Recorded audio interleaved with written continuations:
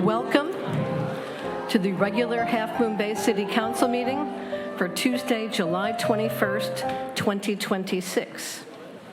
As a reminder, if you are joining this meeting via Zoom, you can still make public comment.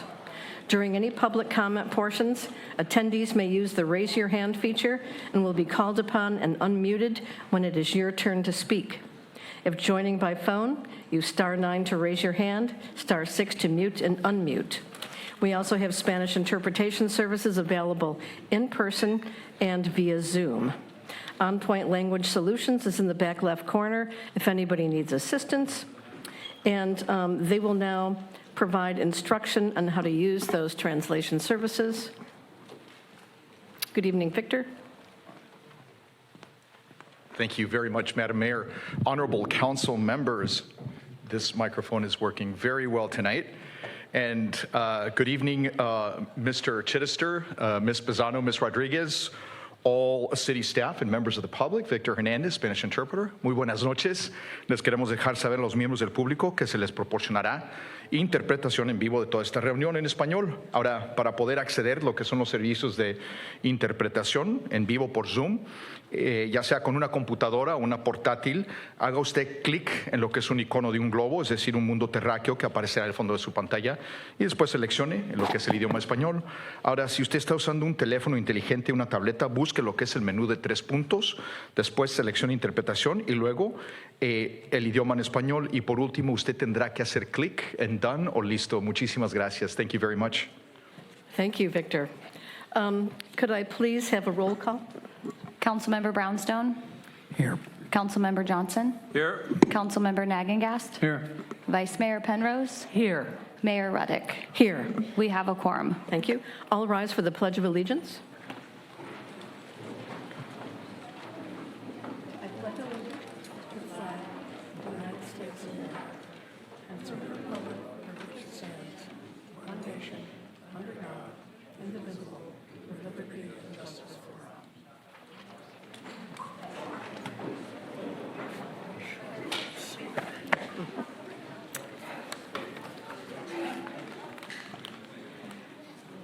Good evening again.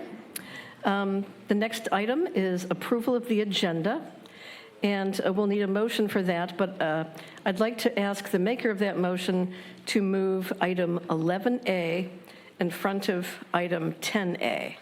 So it would be the first item after the consent approval.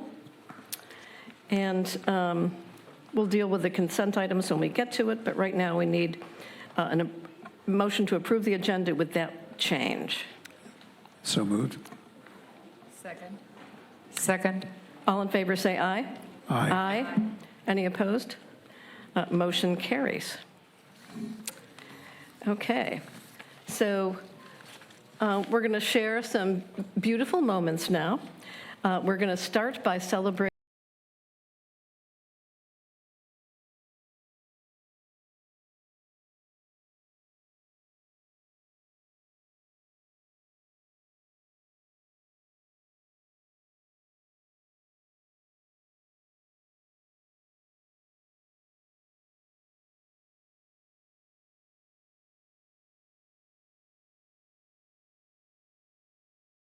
So the Half Moon Bay Pirates hosted a Memorial Day baseball tournament at Smith Field in Half Moon Bay, welcoming 36 teams from across the Bay Area, featuring players from the 8U to 12U divisions. The Half Moon Bay 11U team captured the championship in their bracket. The team put together a dominant offensive performance, totaling 60 hits, including 28 doubles. Highlighting the weekend was an out-of-the-park 2-run home run by Wyatt Mock and a standout pitching performance by Gavin Siva, both helping power the Pirates to a championship finish. The team went on to play 2 more tournaments, winning another championship and coming in second place this past weekend in Lake Tahoe. They conclude their season with an impressive 12-3 record. Congratulations to our Half Moon Bay Pirates on this achievement. And now our city clerk will read the team names and then take a picture. Awesome. So when I say your name, just come up here to the front and we'll get a picture with City Council. Aiden, Benny, Bobby, Bo, Bryce, Bryson, Danny, Gavin, Jameson, Levin, Liam, Will, and Wyatt. And then coaches Chris Eva, Brendan Power, Sam Anderson, and Brian Keats.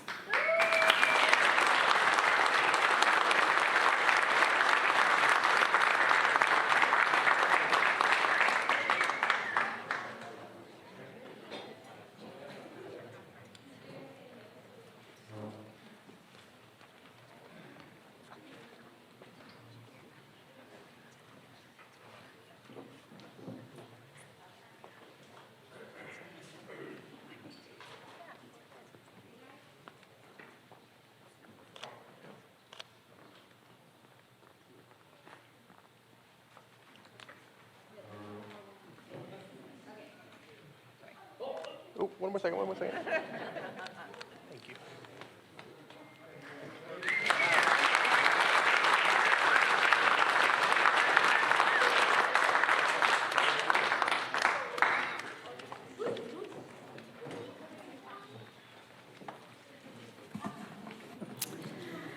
Now we will recognize the Half Moon Bay Pirates 12U AYSO Select Team, HMB 12U AYSO, and what was remarkably the first tournament this group of players had ever played together as a complete team.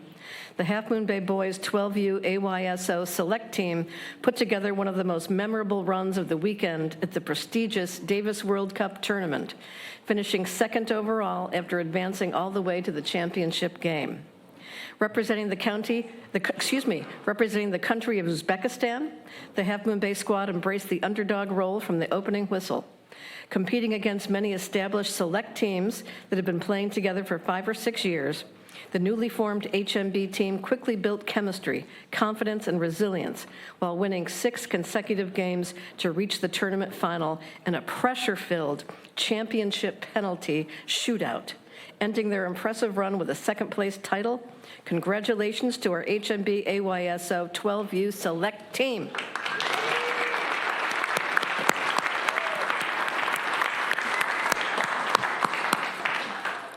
Our city clerk, Maggie, will now read the names, and then we'll take another picture. All right, we have Daniel, Callum, Tristan, Santiago, Kier, Brooks, Jaden, Mateo, Yamil, Diego, Nicolas, Lucas, Mateo, Bodie, Royce, and Bryson.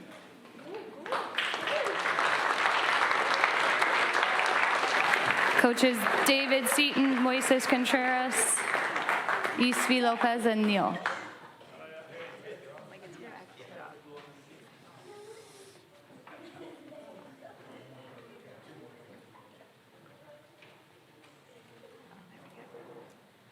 I think I gave some of these kids yellow cards last year. Maybe one I know. Okay.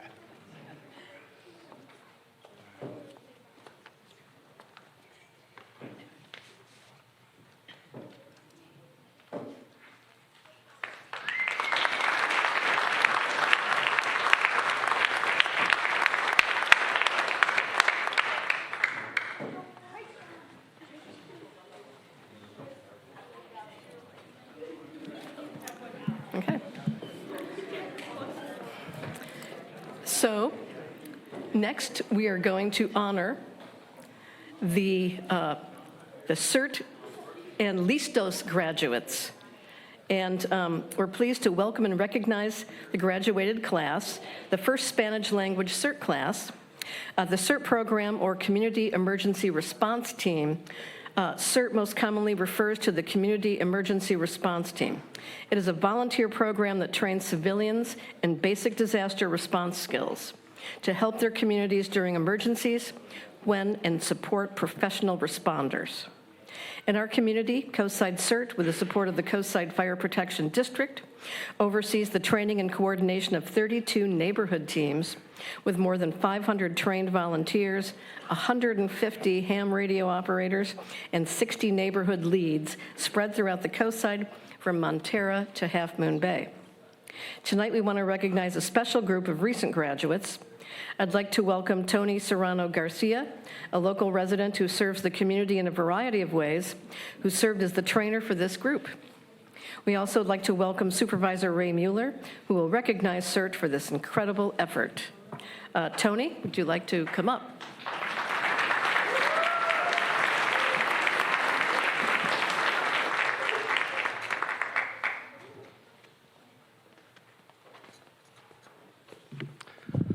City Council members, members of the community. I don't know why, but I'm really emotional tonight.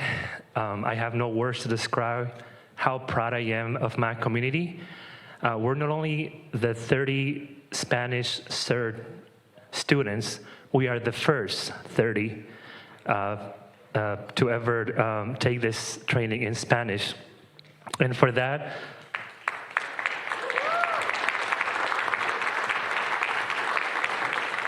I am really proud of my students. They've shown resilience and overall willingness to serve their community and their neighbors. I think we don't have a lot of time.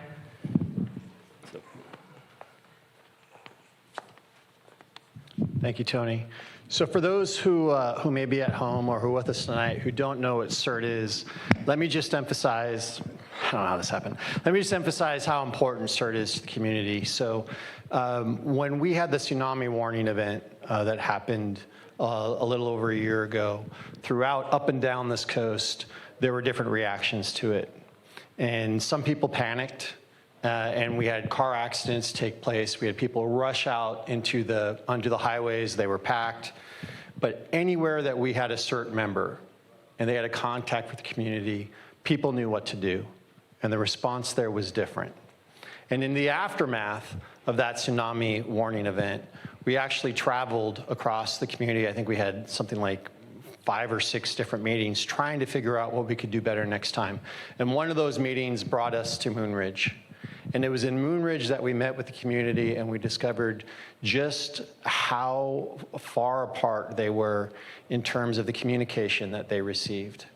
And we realized we had to go ahead and work with CERT to really bring forward this effort. I am so grateful to Coastside CERT. Coastside CERT is the envy of the rest of the county and the rest of my district. The number of members, it embodies the community spirit of the coast, how many people have come together to go ahead and go through this training and be ready throughout all the communities on the coast side. And it is such a pleasure tonight to welcome our first Spanish-speaking class and who stepped forward as leaders and future heroes coming out of those meetings. And so I celebrated with them last night in Moonridge, and we had a great time. And tonight, I again offer them congratulations. And I also want to thank Tony Serrano Garcia for his work on this, for Norma Aguaya Miramontes, David Cosgrave, at the city of Half Moon Bay for your support of this project, and particularly Councilmember Brownstone and Johnson for the work that you did. And also Samtrans, we have Marina Frazier, Ana Rivas, et al. Sandra Ascension, the work you did, Coastside Fire Protection District, and the folks from Mid-Penn Housing, Ron Rios, Danielle McCluskey, and Erica Polito. This was the first class, and I can tell you we already have the second forming, and our community is stronger as a result, and tonight we can all celebrate that. Thank you.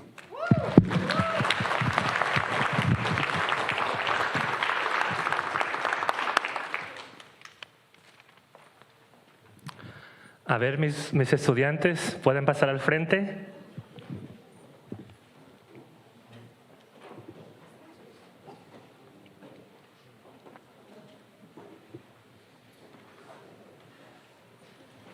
So he said, will my students please come to the front? Thank you. I just want to say, I just want to end this by saying that hopefully we don't have to, but we are here ready to serve the community. Thank you for your support.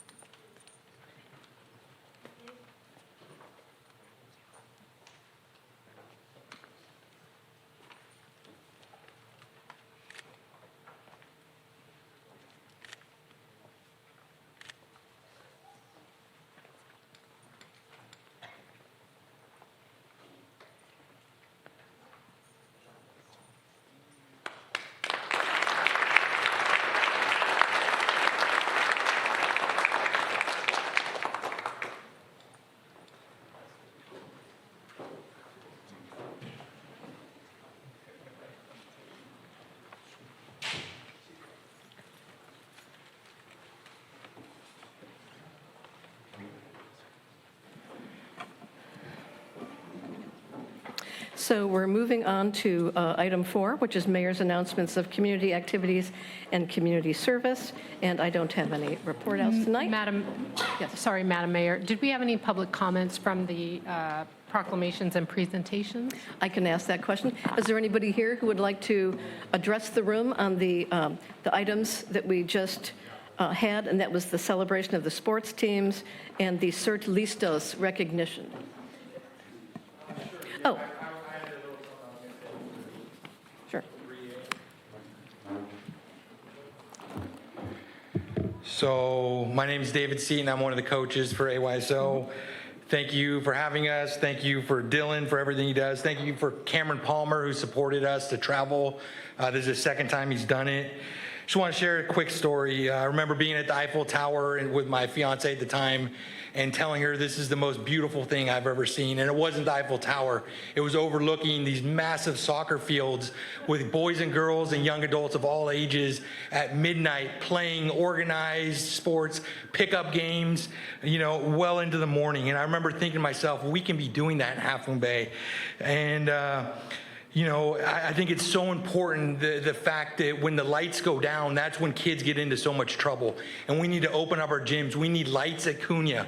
We need the high school to let us use the facilities when they're not using it for our youth sports. We need to, and I'm not just talking about soccer, I'm talking about open up our tennis courts, pickleball, open gyms, volleyball, basketball, Smith Field. Let's finish that and get more lights so kids can be playing all hours of the game. Let's get everybody from our community on the same page with our scheduling so that we could have kids play multiple sports and not have these huge conflicts that we currently have. And let's get Boys and Girls Club offering more programs at night, robotics, art, coding, so that every kid from every interest level has an excuse to say, I can't go riding tonight. I can't go to that party. I have a game at 10 o'clock. I have a commitment Friday, Saturday nights during the summer. And, I grew up here, and so when I coach these kids, I look into their eyes, I see their moms and dads, their tias and their tios, their primos. I see the same kids that I went to school with and some of the poor decisions that were made as kids stopped playing sports and started falling off and hanging out with the wrong crowds and making poor decisions. And as my kids get to that age, I stand here and I'm not going to let that happen in terms of I'm going to do everything in my power to help facilitate activities so that we give our kids, an option to say, you don't have to go down this route. We could keep you busy with these, as a community, with these programs that we could offer. It's going to take partnering with community partners, people like John Parsons and Raul Castillo, people that could leverage their networks, and you guys getting on the same page with everybody, whether it's a WhatsApp, Signal chat, saying, hey, the schedules are coming out. Can you guys all get on the same page before you release the schedules so that there aren't so many conflicts? And I feel that it's so important, and as we look at all these agenda items that seem like they have so much more significance in this topic of youth sports, I just ask you to take a second to look at the return on investment that we could have long-term by investing in youth. And we have people like Mr. Waddell, who has had an open checkbook for decades, and he's not going to be around forever, willing to offer all, and that open checkbook that we're so grateful for. And let's take advantage of it while we can. Let's get these projects done. Let's get lights at Cunha that will benefit our Latino community so much. I mean, we will save so many lives by having people play late into that. They'll be so exhausted they can't do anything else but go home and go to sleep. And I think if we really care about our youth, every one of us will be fighting so hard to get projects like that done as soon as we can so that we have these opportunities and, that they don't make the same mistakes that some of us made. And when we invest in our youth, we invest in the future of Half Moon Bay. So thank you so much for having us. I think it's really important honoring these kids. And, I look forward to what we can do to continue this effort going forward. Thank you. Thank you, David. I also have a speaker slip from Colette Seaton. Is she here? Okay.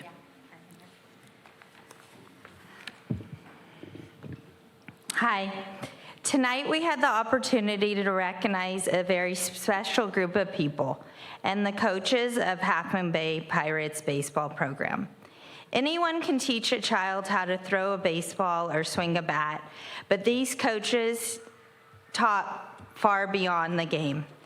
They teach confidence when a child is struggling. They teach resilience after an error. They teach humility in victory, grace in defeat, and the importance of showing up for your teammates every single day. Perhaps the most remarkable part of this story is that many of these coaches once stood on these same fields as young players themselves. They wore the jersey, learned from coaches who believed in them, and experienced the sense of belonging that only a small town community could provide. Now, years later, they've come full circle. They've chosen to give back, not because anyone asked them to, but because someone once gave them the same gift. They are continuing a tradition that has been passed from one generation to the next, ensuring that today's players will one day have the opportunity to do the same. Because of these coaches, the Pirates have become so much more than a baseball team. They become a family, a place where kids build lifelong friendships, parents become friends, and every child knows there's a group of adults cheering for them, not just as athletes, but as young people. Long after the final game is played, these children won't remember every score or every inning, but they will remember the coach who believed in them when they didn't believe in themselves. They'll remember the encouragement after a tough game, the high five after a great play, and the feeling of wearing a Pirates jersey with pride. That is the kind of impact that changes lives. To every Half Moon Bay Pirates coach and parent, thank you for your selflessness, your countless volunteer hours, and for investing your hearts in the next generation. You aren't just building better baseball players, you're building confident, compassionate young people and strengthening the fabric of our community. Your legacy will live on, not only in trophies, but in the lives of the children who will one day stand where you are now, giving back to the community that first believed in them. Thank you. Thank you, Colette. Is there anyone participating on Zoom who would like to comment on the items of the Listos training or the sports championships? Raise your hand now if you'd like to talk. I see one hand.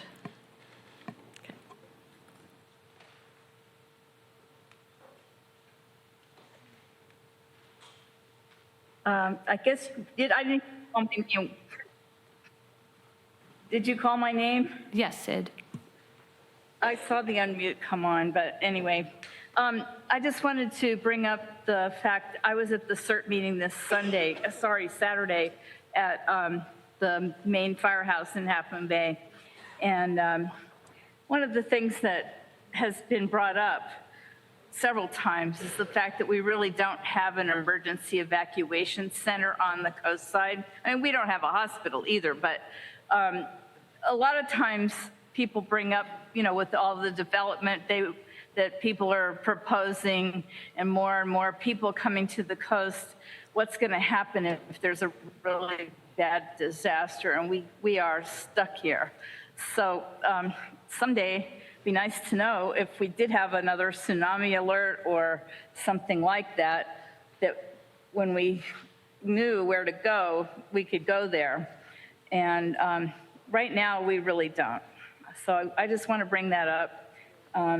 I live in Seal Cove, so we have issues there in Moss Beach. And when I had the tsunami warning, I just had knee surgery. So my neighbor told me she was going to take her 90-year-old dad up to Seton Hospital parking lot, but it was already full. So there's not really many places you can go that's, designated. Anyway, thanks a lot, and maybe we'll get that figured out in the next decade. Thanks a lot. Thank you. So we're going to move on at this point to report out from recent closed session meetings. Thank you, Madam Mayor. This evening, the council met in closed session on 2 items. There's no reportable action for item 4A, conference with labor negotiators. There is reportable action for item 4B, conference with legal counsel, anticipated litigation. This closed session was related to a claim for insurance, and the claimant was Coastside County Water District, and the claim was against the city of Half Moon Bay, claim number 3123433. The claim arises from damage to a vehicle due to a tree limb, and the the claim amount was $16,705.62. The council gave authorization to settle the claim for that amount. And that ends my report of closed session. Thank you very much. The next item is commission and committee updates. We have 2. One, a report out on the Bike and Pedestrian Advisory Committee, and another on the Planning Commission. Good evening, Madam Mayor, members of the council, members of the public. Dale Lita, interim city engineer and public works director. So our last Bicycle Pedestrian Advisory Committee meeting, or BPAC as we call it, was held on July 2nd. We had one agenda item, which was to discuss making updates to our bicycle pedestrian master plan, which is a document the city uses. It outlines safety and connectivity projects across the city and prioritizes those for improvement, as well as develop standards for those facilities. So the reason why we want to update this document is it makes us more competitive for grants, and it also just helps keep our priorities and our project list aligned with the public's interests. So BPAC committee members had feedback. They definitely wanted to dive into this master plan update. The last time we've only done it once, which was in 2019, so it's been quite a while. They want to take a look at our project list and priorities and compare that to upcoming projects and just how the community has changed in the last 7 years or 8 years. We're planning to do some additional community engagement and outreach as part of this project. They also want to look at new technology that's become more widely available, including things like adaptive cameras that can be installed at intersections to provide better pedestrian and bicycle safety. Those are very dangerous areas where we've had a lot of accidents in the past. They also want to look at innovative ways to incorporate infrastructure around e-bikes and how that can be considered in the future build out of our bicycle and pedestrian facilities. The last element they really want to look at is just the organization of the master plan itself. The existing plan, it's a great document. There's things that definitely can be improved. The project list is a little disorganized and the maps leave a little bit to be desired. So we want to kind of bring that into the new century and create an electronic version that's more accessible to the public through, say, your phone or just better access. And so we're going to continue to develop an RFP for that project. We hope to secure some grant funding we applied for earlier this year, and that would go out. We're expecting to hear back in the next couple of months on that grant, but the idea would be to go out and get a consultant and start that process later this fall. Thank you. Are there any questions for Dale from council members on that? No, we can move on to the next one, I think. Thank you, Madam Mayor. I'll be providing this update on the recent Planning Commission meeting as our Community Development Director is returning from a well-deserved vacation. On June 23rd, the Planning Commission met and had 2 main items. The first was a signage permit for a property located at 201 San Mateo Road, the Texaco gas station at the corner of Main and 92. And then really the meat of the meeting was a presentation by our City Attorney's Office on Senate Bill 35 and the process of reviewing and approving projects under that new state law. It's been around for a while, but it applies within the coastal zone as of January 1st, 2025. And as many of you know, the city is currently in the process of working through a pre-application for our first SB 35 project now. So it seemed like the timing was right to educate the community, educate the Planning Commission, and we'll be continuing to work on information on our website so that people can feel like they understand better this new law, which really streamlines the process of building affordable housing under certain requirements, and it helps people understand what the city can and can't evaluate in that process. So really grateful to the city attorney's office for, one, having great expertise in that area and being able to educate our planning commission and our community on that topic. Thank you. Very important stuff. Any questions for staff? Is there anyone in the audience who would like to address those two report outs, or anybody online? If you're online, you can raise your hand now. Seeing no one, I think we can move on. So we're moving on to the city manager updates to council, and we have 3 updates at this time.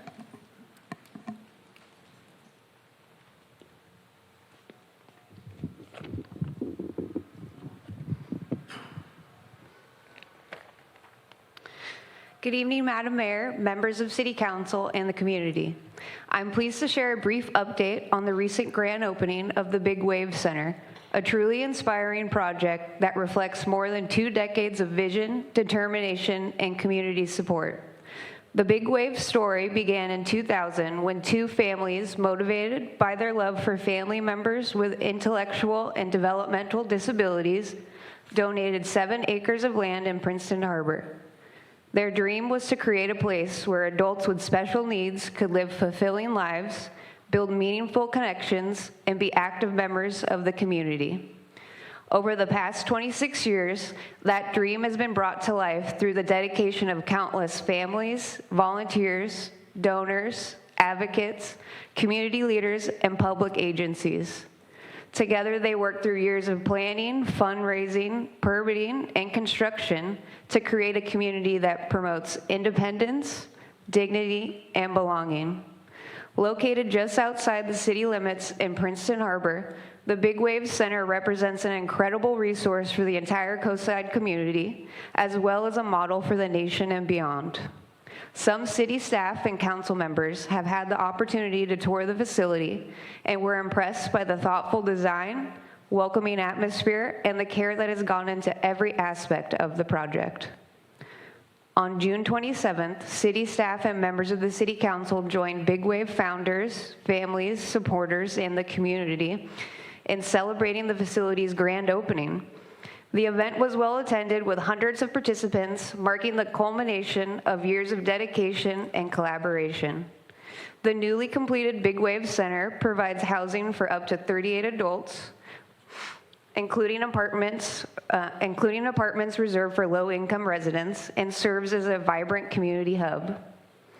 Through a partnership with One Step Beyond, residents have access to adult day programs, life skills development, and employment training opportunities. The campus also features recreation and gathering spaces, as well as access to the adjacent Big Wave Farm. As you can see, there are many opportunities for the residents to learn, grow, build meaningful relationships, and thrive. On behalf of the City of Half Moon Bay, we extend our heartfelt congratulations to the entire Big Wave community on this extraordinary milestone. We're excited to welcome this new community resource and look forward to partnering with Big Wave in the future to support opportunities that foster inclusion, accessibility, and meaningful community connections for the coastside residents. Thank you. Yeah. And I'll just share, that was Brittany Rashino, who's been with the city for a while and recently promoted to assistant city clerk, and she's an incredible employee, and we're grateful to have her representing us at events like this. So. Yeah. And I know that the mayor shared a proclamation honoring Big Wave as part of that grand opening. So. Yes, and I just want to mention that I think several of us attended that grand opening, as well as a tour before it was complete I think it was last November. And it is an absolutely fascinating, amazing place. And the story behind this deserves to be an Oscar-winning documentary. The people who were involved in this are saints, the way I look at it. They did, inhuman amounts of perseverance and work to help their children and other people's children. And when I drive by now and see it, I can't believe that it took 20 years. And that's heartbreaking. So we wish them well. And we'll move on to the next report, which is, sorry? I was there last week for Clarity's birthday. It's one of the residents that's there, and her mom's actually running the farm. They call it the farm, and they're growing vegetables out there. They're actually growing hops, I think, for the beer place, hops garden that they have, or the brewery, I guess, over. So they're doing stuff for the community, and it's pretty cool. And the kids are just now moving in, and Sammy's not in there yet, but there's a couple of the kids that I know personally that are moving in, and they're so excited. And it is an amazing thing. If you get a chance, go there. Just stop in. They'll let you in. It's open to everybody, and you can go in there and take a look at it. They'll walk you through it. You'll meet the kids. It's gonna warm your heart. My daughter's going to be hopefully attending there for the day program because that's the only thing that we have. Otherwise, my wife would have to drive all the way to San Leandro or Redwood City to a place that just doesn't meet the standards. What we have here on the coast for our kids with disability and adults, let's be clear on this, it's over the top. We should be really proud of this, and I am very proud of this right now. Thank you.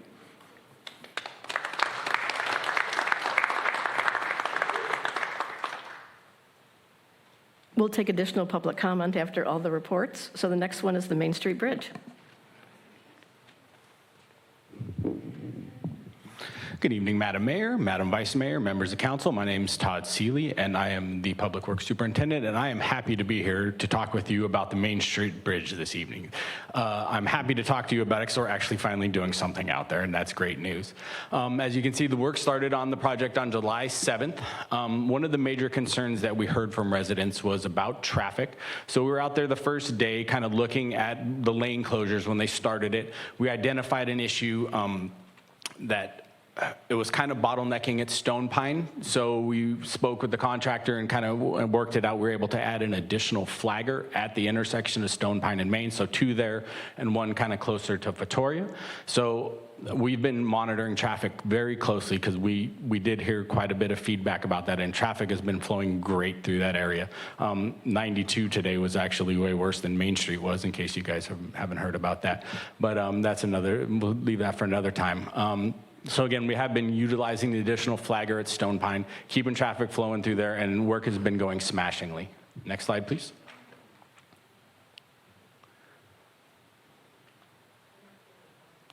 There we go. So the bridge itself was originally poured in 1900, and shortly thereafter, we're not exactly when, they added an additional layer which has the rounded kind of part on top. And because rebar wasn't readily available, or maybe just didn't exist in 1910 or whenever they built that, there was some steel cabling kind of going through there. We figured it would be problematic when we started opening it up. It was a little bit worse than we expected. Some of the steel cabling that had been in there for 110 odd years kind of looked like sawdust and was soft and very malleable. So in discussion with our conservation contractor, we decided that epoxy coating it was going to be the best. Some of it is still kind of exposed. And we're going to be doing a little bit more patching after we get some stainless steel rods in there. The reason that you see that long horizontal kind of exposed area is that's basically following the path of the cable. So the thought process is come from the top, install some stainless steel rods, some 5/8 stainless steel rods, about 3 feet long, kind of epoxy them in there, and that should give us a little bit more stability and prevent cracking after they get it going. Obviously, the city engineer has been involved in these discussions, and our conservation contractor as well, and they've used this application before and feel that it's going to be the strength that we need to prevent this from happening again in the future. And especially we have it, the steel encapsulated in that epoxy now, so we should be in good shape. And that work is going to begin tomorrow on the west side and probably continue next week on the west side, or on the east side, excuse me. Next slide. We've also identified some problems in the roadway curbs, so it's kind of ramped up as it gets from the asphalt to the bridge itself. As you can see in the picture on the left, it's just basically peeling back in some sections. So we've identified a fix to that. They're going to use some fortified concrete mixed with some polymers and kind of just skim coat that over there. They're going to patch the big voids and kind of skim coat over and give us a uniform look. So it's going to look a lot cleaner and a lot better when it's all done, and it's going to be painted and it's going to be immaculate. We're very confident at this point that this project is going to go smashingly. Our contractor has been exceeding all of our expectations, and we're super excited about that. But we are evaluating budget for phase 2. Council was gracious enough to approve us money in last year's FY27 budget process. We may need to come back and bring an item in August after we take a closer look at the budget to get started on the woodwork portion of the bridge. A while ago, I made a promise to you all that we would be done by Pumpkin Fest, and I think we're on track to make that happen. We should be done hopefully by the end of September, first week of October with all of it, and it is going to look spectacular when it's done. Any questions? We'll take questions afterwards. Thank you.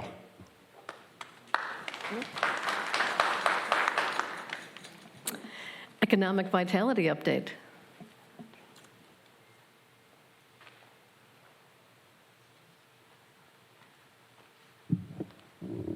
Great. Good evening, Madam Mayor, Council, and Community. Karen Decker, Interim Deputy City Manager. Your Economic Development Vitality team has been working on several initiatives to support local businesses. Our goal is simple: make it easier for businesses to succeed in Half Moon Bay and strengthen our connection with the business community. So tonight we'll provide a quick update on what we've been working on, and all of these projects are a team effort, so I'm happy to bring this team forward. I'm starting with Irma. Good evening, Irma Costa, Interim Management Analyst. So I'll start off with kind of the work that we've done around the World Cup. So staff has worked with the community and businesses to prepare them for the World Cup. So we had a couple of different economic development initiatives around this topic. So we had a couple business informational sessions where we worked to educate businesses and the community on FIFA trademark guidelines, visitor readiness, and opportunities to participate in local activation efforts. We also launched the Downtown Passport program, which included participation from over 28 local businesses and encouraged both residents and visitors to explore downtown through promotion and prices. And in addition to that, we also partnered with the San Mateo District's Attorney's Office to offer a human trafficking training for hospitality businesses in the community to help prepare for increased tourism and promote visitor safety. Next slide, please. Thank you. To conclude the World Cup programming, we also hosted a fun zone at Carter Park on July 4th. The event welcomed approximately 75 attendees and featured family-friendly activities, live entertainment, and the downtown soccer passport raffle. Staff supported the event with a targeted outreach campaign that included Facebook and Instagram advertisement, KHMB radio mentions, community e-news, and posts across Facebook, Instagram, and Nextdoor. With an advertisement of investment of only $99, the campaign generated approximately 15,000 ad impressions and 350 landing page clicks. Next, please. Looking ahead, staff has developed a comprehensive Starting a Business in Half Moon Bay resource guide to make it easier for entrepreneurs and business owners to navigate the process of opening or expanding a business in Half Moon Bay. The guide consolidates information on business licensing, zoning, permitting, environmental requirements, and available business resources into one document. We are currently completing final edits and look forward to publishing it in the near future. And I'll hand it over to Jalissa now. Thank you, Irma. Good evening, Madam Mayor, Council. My name is Jalissa Acosta. I'm your Interim Economic and Community Vitality Manager. Next slide, Maggie, please. I am here with an exciting update for Council. We are introducing our Business Operators Learning Together newsletter, or BOLT. This is designed to strengthen our partnerships with community business owners and city staff.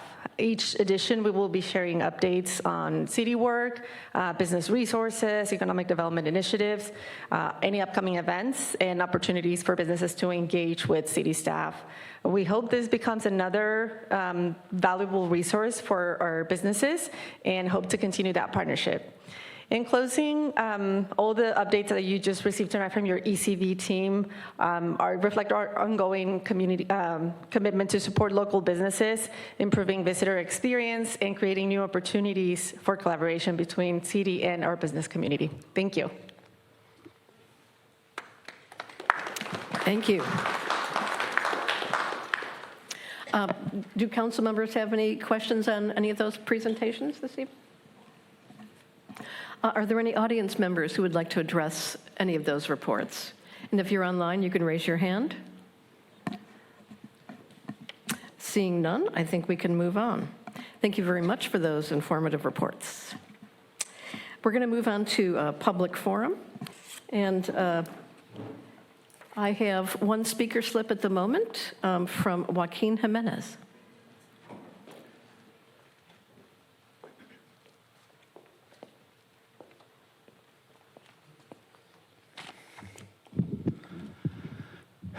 Thank you. Good evening, Honorable Mayor, council members, city staff. Good to see you, members of the public. My name is Joaquin Jimenez, and I want to remind you of Vaquero Days. This thing is kind of loud today. Less than a month, we're going to have the community event, Vaquero Days, August 15th, August 16th.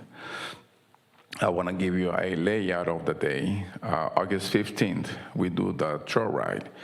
We're going to be meeting at 110 Higgins Canyon Road by the Johnson House. All the horses are going to be there.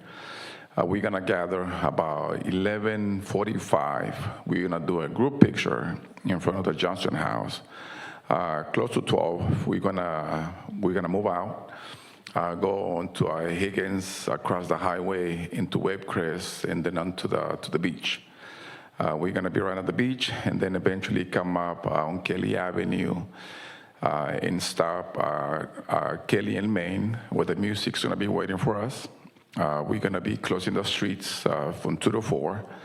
The music's going to start playing at 2. All the horses are going to arrive, do a little bit of dancing, and then move down Main Street on a horse parade back to the Johnson House, where the main event takes place.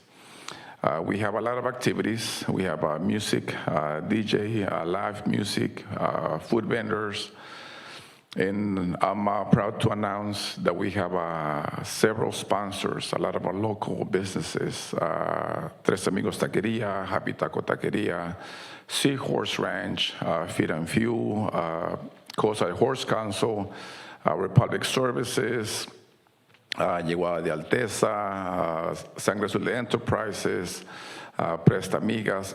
All of those are local businesses, that are sponsoring us. Vaquero Days is already gaining a lot of fame, all the way to Southern California. I was in Salinas for the rodeo this weekend, and a lot of the people there, are going to be here for Vaquero Days. This is a tradition that's been going on for over 100 years. The vaquero plays a big part in the Southwest and around the world on the horsemanship. So I want to invite you all, to come and join us for Vaquero Days. Sunday is a special event. So Sunday, we're going to be gathering on Kelly Avenue in front of McDutra. And we're going to have live music, horses, wine tasting, food vendors, from 12 to 5. Folkloric dancing, and I believe also the line dancing is going to be there. So join us 12 to 5 on Sunday the 16th for Vaquero Days. Thank you.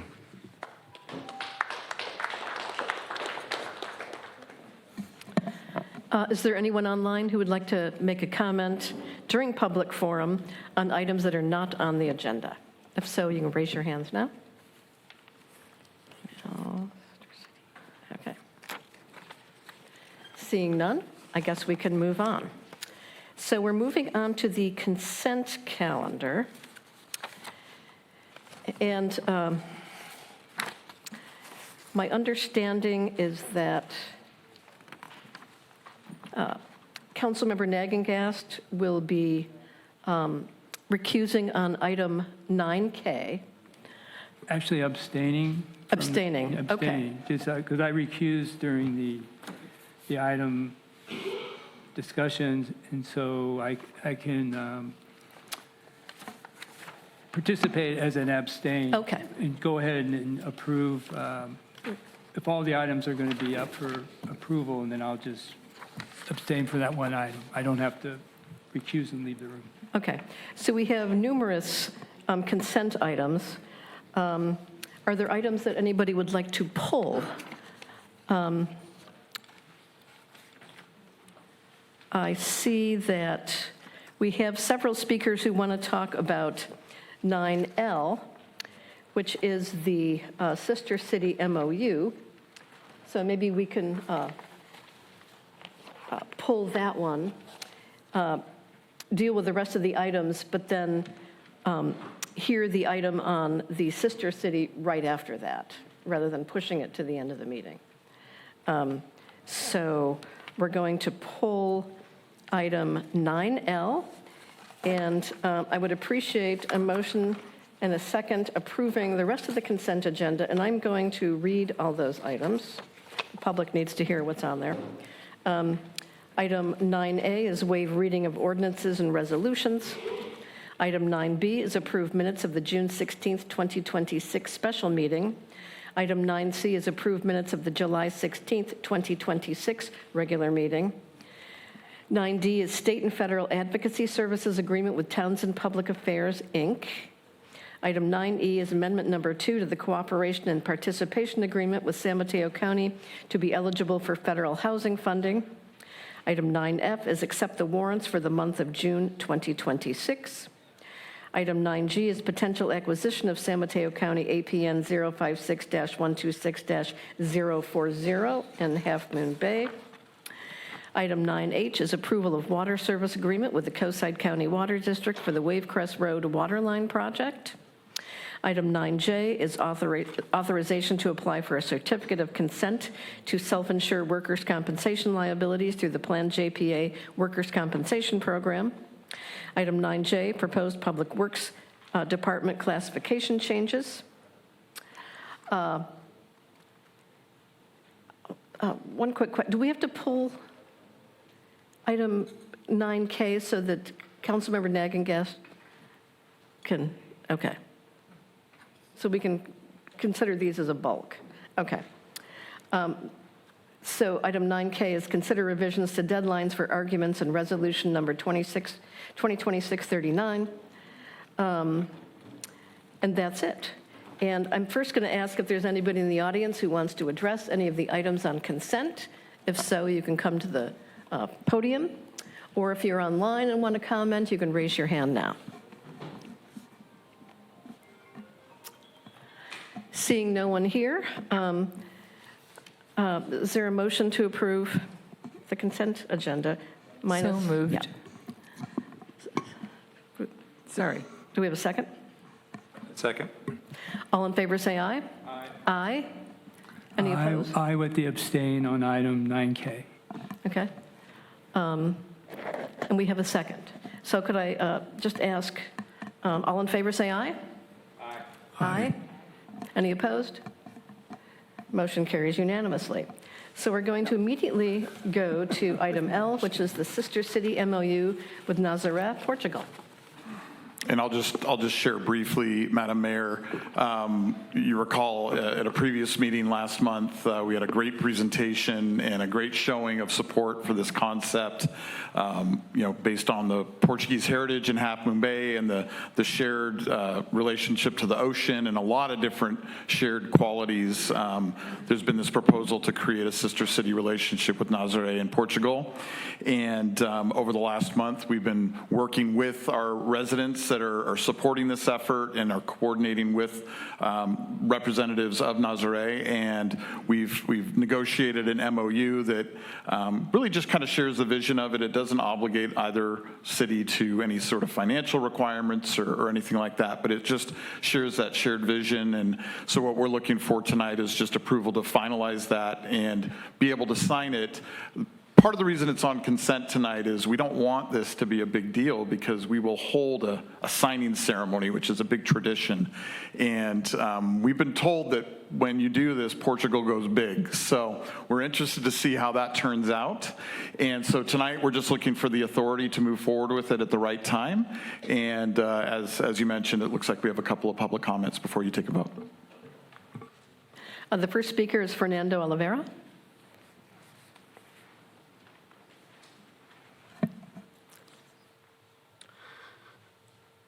Good evening, Madam Mayor, members of the City Council. My name is Fernando Oliveira. Many of you already know me. I had the honor of standing before you a few weeks ago to introduce the initiative of establishing a sister city relationship between Half Moon Bay, Nazaré, Portugal. And I'm grateful for the chance of being back here with you tonight. I didn't come alone this evening. I made it a point to personally reach out to the members of the Portuguese community. And I'm glad and proud to say that many of them are sitting right here with us tonight.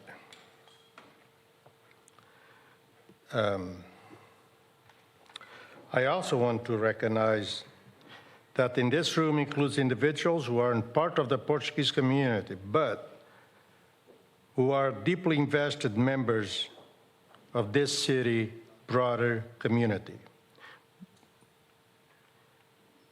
But we are deeply invested members of this city broad community, and who have shown up tonight because they believe in what this partnership means to Half Moon Bay.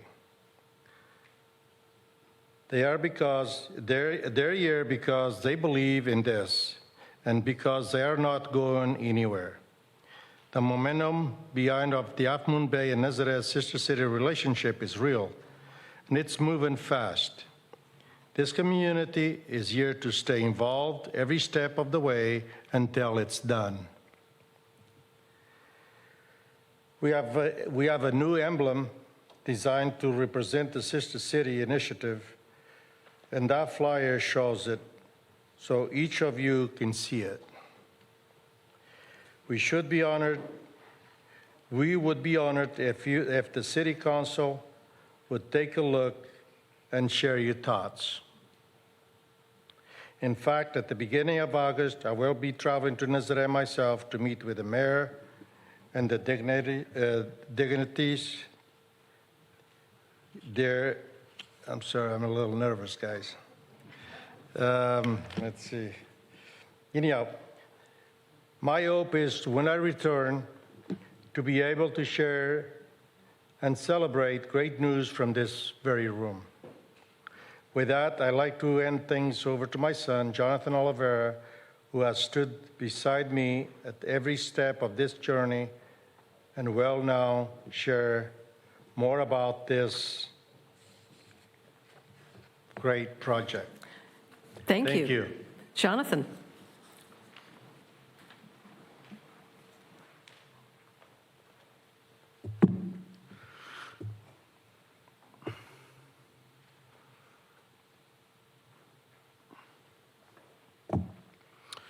Good evening, Madam Mayor, members of the City Council. Thank you for your time this evening and for everything you've already given to this movement. A few weeks ago, I stood here and I shared the vision of a sister city relationship between Half Moon Bay and Nazaré, Portugal. Tonight, I want to start by thanking each of you. Your enthusiasm for this partnership from the very first meeting has meant more to the community than you know. Since that presentation, something remarkable has happened. Social media lit it up. People started talking about it, sharing, asking how they could get involved. And this wasn't just the people already close to this effort. Neighbors with no direct tie to the Portuguese community or to Nazaré started posting and asking questions and showing their support. We didn't manufacture it. That momentum built itself. And it hasn't stopped it hasn't stopped that conversation. We've stayed in direct communication with the city of Nazaré. And I'm proud to tell you tonight that Nazaré has signed the Memorandum of Understanding. Now we are asking Half Moon Bay to take that same step to finalize and push the initiative through. You can see the momentum in this room tonight. You can feel it. The Nazaré and Half Moon Bay sisterhood spirit is alive and ready to flourish. I also want you to know this. We have multiple local prominent philanthropists who are willing to invest in this project. Their investment is earmarked for something specific, a beautiful parklet anchored by a compass rose that will draw tourists to lead them right into a vibrant, entertaining, gathering space with striking view of the old jail.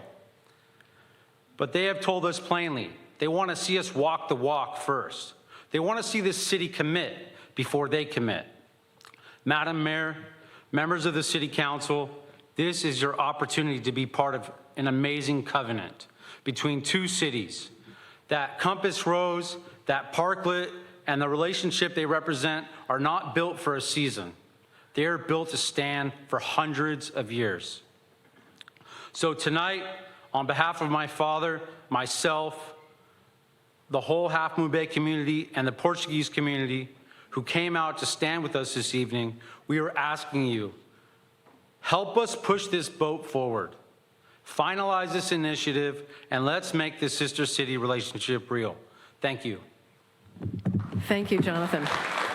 Yeah. The next speaker is John Muller. Thank you, Madam Mayor. I would just like to thank you, council members and staff, for all the hard work. And I think this agenda item could be one of the easier one that you have to go through with ruling this city and what you've been through in the neighborhood here. But I've always had a good saying with different individuals that I've trained with the Citizens FBI Academy. Good leaders make tough decisions. Please, this is not a tough decision. This is something very special, but thank you all for your hard work with all the staff and the people you're going through. And we can work our way around that bridge too, don't worry. So thank you, and I support this Sister City issue agenda item very much, thank you. But I'm Swiss, so I'm neutral. I can do it. Thank you. Yes, we'll get an update soon about how we're going to move forward on this. There are, I think, 4 or 5 other steps that we're going to be taking, and we look forward to collaborating. So thank you for coming down tonight and updating us, and I think this is beautiful. So, thanks again. Mayor Reddick. Oh, there is a speaker online, Carrie Burke. Yes.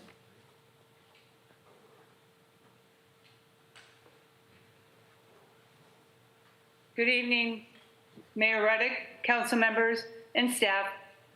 Thank you for your quick action on the Sister City MOU, the preservation of our shared heritage, and the ability to create new alliances, bonds, and understanding will strengthen our city for generations to come. Again, so much appreciated for all your support, and we look forward to working with you and with our sister city, hopefully in the future. Thank you. Good evening. Thank you very much, Carrie. Is there anybody online? Seeing none, we're going to move on. Oh, yes, we need a motion and a second on this. Could I please have that now? I move that we adopt a resolution authorizing the city manager to enter into a memorandum of understanding establishing a sister city relationship between the city of Half Moon Bay and the municipality of Nazaré, Portugal. I second. All in favor say aye. Aye. Aye. Any opposed? Motion carries unanimously. Thank you.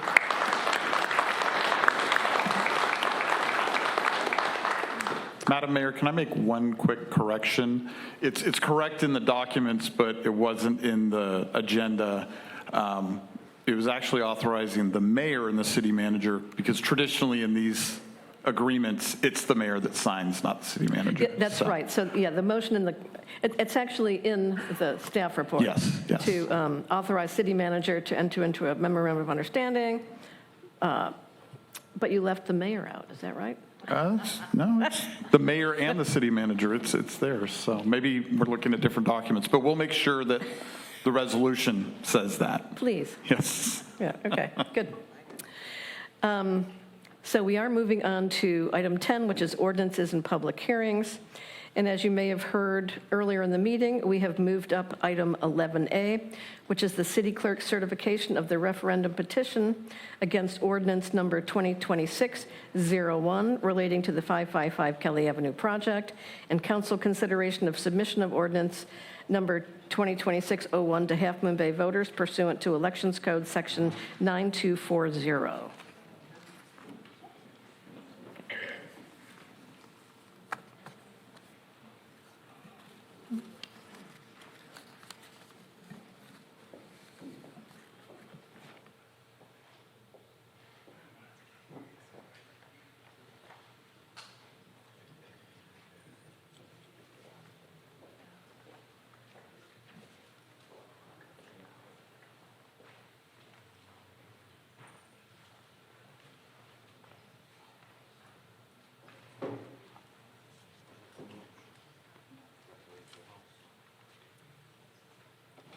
Thank you. I'm just waiting for it to pull up on my screen so I can see it as well. Perfect. All right. Good evening, Council. Maggie Rodriguez, your city clerk. Tonight, I'm going to provide a brief presentation on item 11A. I'm going to start with a quick timeline history. On May 5th, 2026, the City Council voted 3-2 to approve ordinance number 2026-01. The ordinance approves a set of legal agreements between the city and Mercy Housing, approving 4 summarized agreements. Number 1, an affordable housing and property disposition agreement. Number 2, a ground lease of the property. Number 3, a memorandum of ground lease. And number 4, affordable housing regulatory agreement and declaration of restrictive covenants. On May 8th, 2026, the city received a submission of proposed impartial summary for referendum petition against ordinance number 2026-01, filed on behalf of Let Half Moon Bay Voters Decide. Pursuant to Elections Code 923B2B, the city attorney's office reviewed the submitted summary, made revisions, and issued an approved summary of referendum on May 18th, 2026, which was then circulated for signatures. On June 16th, 2026, a referendum petition against ordinance number 2026-01 was filed with the city clerk on behalf of Let Half Moon Bay Voters Decide. Pursuant to Elections Code Sections 9239 and 9210, the city clerk conducted a prima facie examination to confirm the minimum signature threshold of at least 10% of the city's voters to qualify the measure for ballot. Then on June 16th, 2026, I submitted the petition to the county elections office to verify signatures.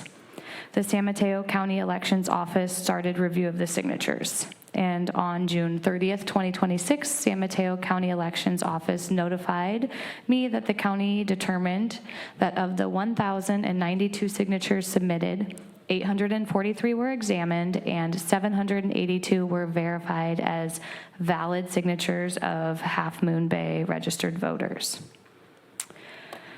So what comes next? The California Elections Code Section 9241 provides that if a referendum petition containing the signatures of not less than 10% of registered voters of the city is submitted, the ordinance that is subject of the petition is suspended, and the city council must reconsider the ordinance to determine whether to, 1, submit the ordinance to the voters, or to repeal the ordinance.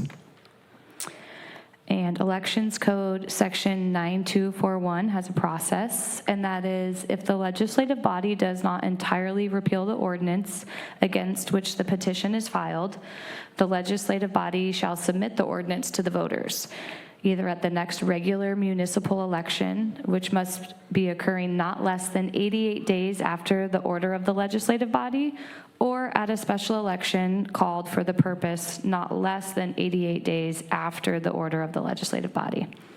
The ordinance shall not become effective until a majority of voters voting on the ordinance vote in favor of it. If the legislative body repeals the ordinance or submits the ordinance to the voters and a majority of the voters voting on the ordinance do not vote in favor of it, then the ordinance shall not be enacted by the legislative body for a period of 1 year after the date of its repeal by that legislative body or disapproval by voters. Since the next municipal election is set to be held on November 3rd, 2026, that is more than 88 days away, the City Council can submit ordinance number 2026-01 to the voters at the November 3rd, 2026 election. The City Council must decide whether to submit ordinance number 2026-01 to the voters or repeal ordinance number 2026-01. If the City Council decides to submit the ordinance, a majority of voters, which is 50% plus 1, would have to vote in favor of it for ordinance number 2026-01 to become effective. If a majority of voters do not vote in favor of ordinance number 2026-01, then the ordinance 2026-01 would not become effective and could not be reenacted by council for a period of 1 year after the date of disapproval by the voters. If the council decides to repeal ordinance number 2026-01, it could not be reenacted by council for a period of 1 year after the date of its repeal. So staff is providing the following recommendation of either 1, adopt a resolution to submit ordinance number 2026-01 to the voters on the November 3rd, 2026 general municipal election, or 2, direct staff to prepare an ordinance to repeal ordinance number 2026-01 in its entirety. And myself and the city attorney are here if you have any questions. Could you leave that screen up during our discussion? Thank you for that. So I'd ask first whether any council member has clarifying questions for staff. We have quite a pile of speakers here.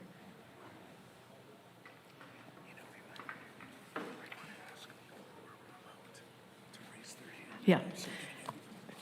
Yeah, so if you're online and want to comment on this item, you need to raise your hand now. Okay? So I think we're going to move to public comment, and I'm going to allow 1 minute per speaker, except if you need translation services, you will have 2 minutes. So I will begin with Joaquin Jimenez.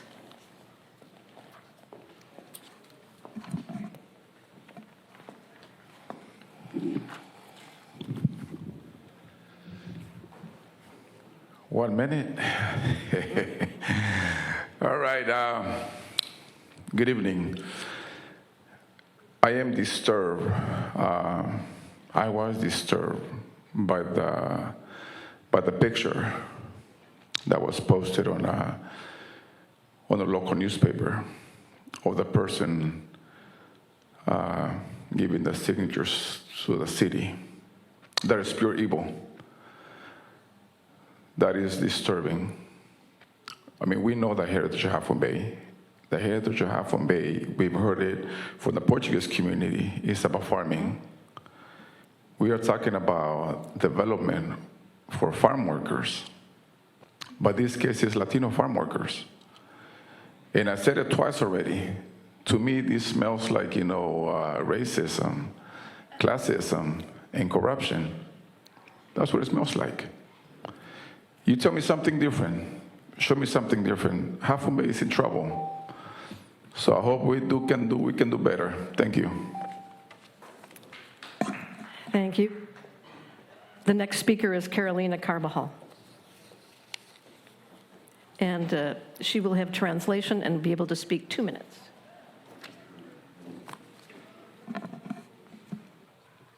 Test.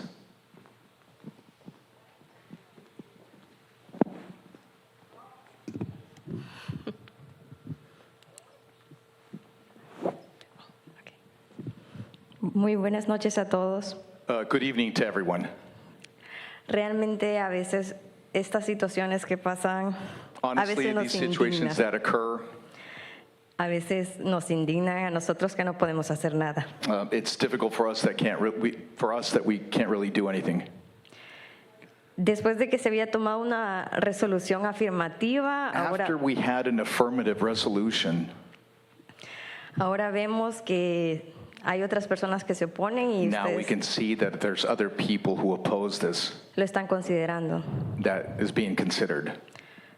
Por favor, consideren a las personas mayores que no tienen Please dónde vivir. consider the elderly people. Estas personas realmente no generarán tanto tráfico porque ya no pueden ni These manejar. people aren't really going to generate that much traffic because they can't really drive anymore. Nuestros trabajadores agrícolas no se jubilan dignamente. So there is no dignified retirement for our elderly farm workers. Trabajamos excesivamente hasta que nuestro cuerpo no puede más. We work excessively until our bodies can't take anymore. Y cuando ellos están ancianos, ya no pueden ni moverse. And when they're elderly, they can't even move. Muchos sufren de diabetes, hipertensión, So many suffer from different diseases like hypertension. incluso algunas personas de ellos les tienen que amputar partes de su cuerpo As a matter of porque fact, some of the people have amputated parts of their body, as a matter of fact. ese es el tipo de amenaza, según comentan, va a vivir en la 55 Kelly. So is that really a threat, supposedly, that's going to live here at 555 Kelly? Es para esas personas que queremos vivienda, no para personas que tienen 6 hijos, ¿ok? It's for those people that we want the housing, not for people that have like 6 kids Ni 3 carros. or 3 cars. Son personas que ya viven aquí, They're people that already live here, que tienen años trabajando para todos nosotros. that have been working for years for everyone. Thank you. Thank you. The next speaker is Rosia Avila Garcia.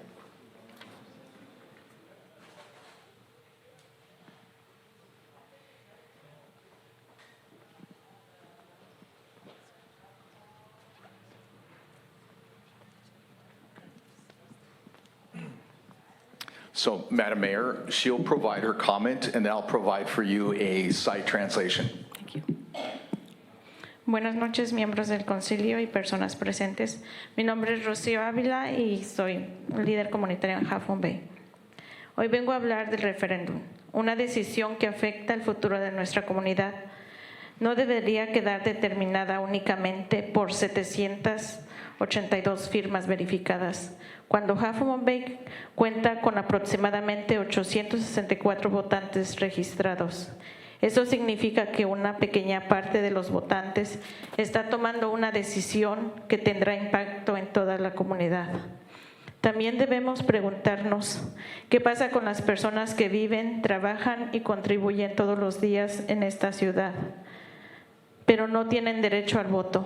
¿Qué pasa con nuestras familias trabajadoras, con nuestros residentes permanentes y con las personas que durante años han construido sus vidas aquí y han aportado al crecimiento de Half Moon Bay? Nuestra comunidad está formada por mucho más que números de una lista electoral. Está formada por familias, trabajadores, adultos mayores. Thank you.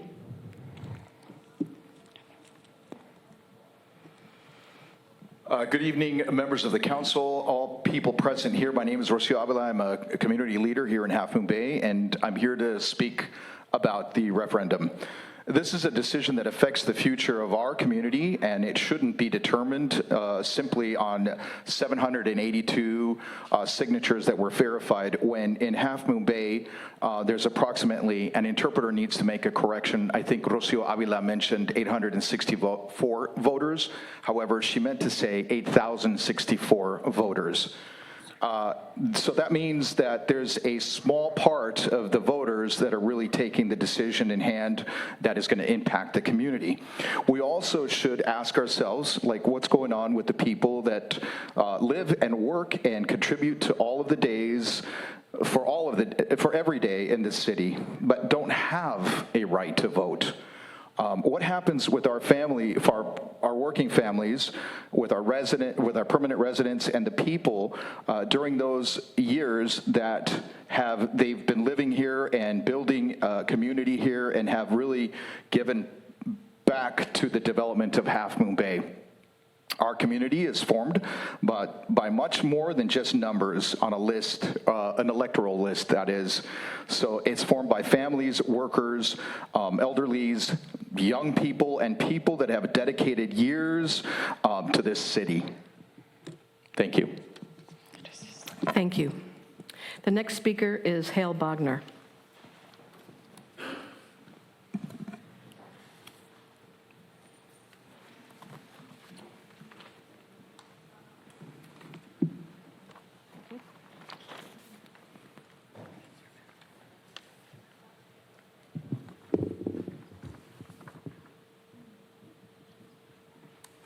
Good evening, Madam Mayor, council members. Very short time here.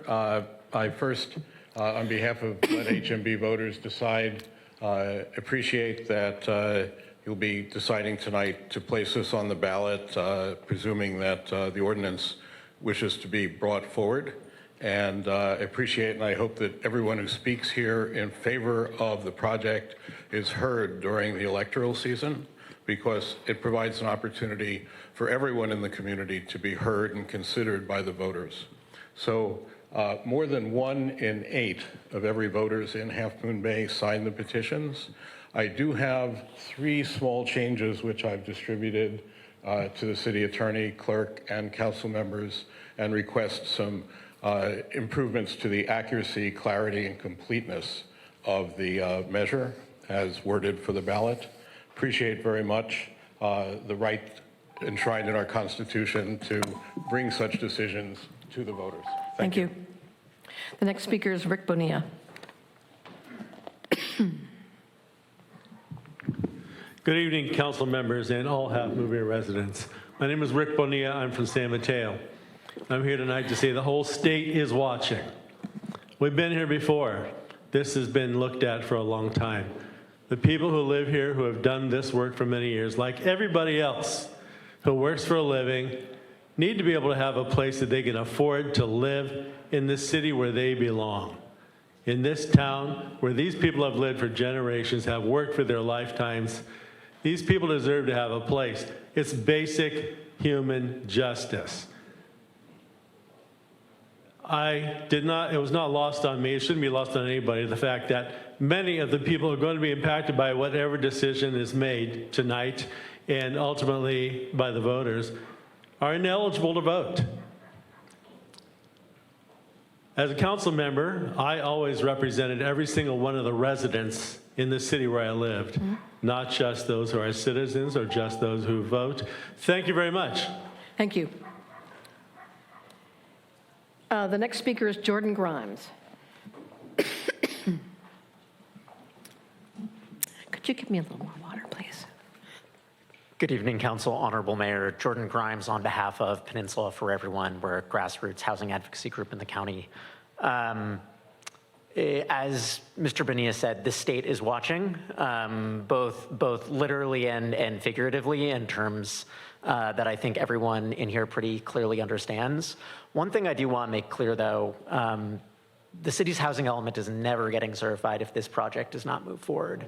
And what that means is right now, the scariest thing people can apparently imagine is a 5-story affordable housing project for senior farm workers in downtown.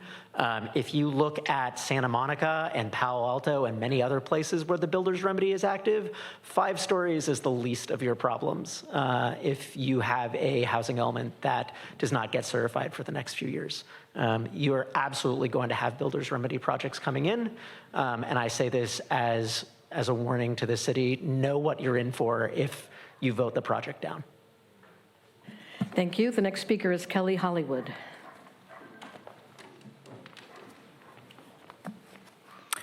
Good evening, Mayor and council members. My name is Kelly Hollywood. I'm with Mercy Housing, California, the affordable housing developer for the proposed project of 555 Kelly.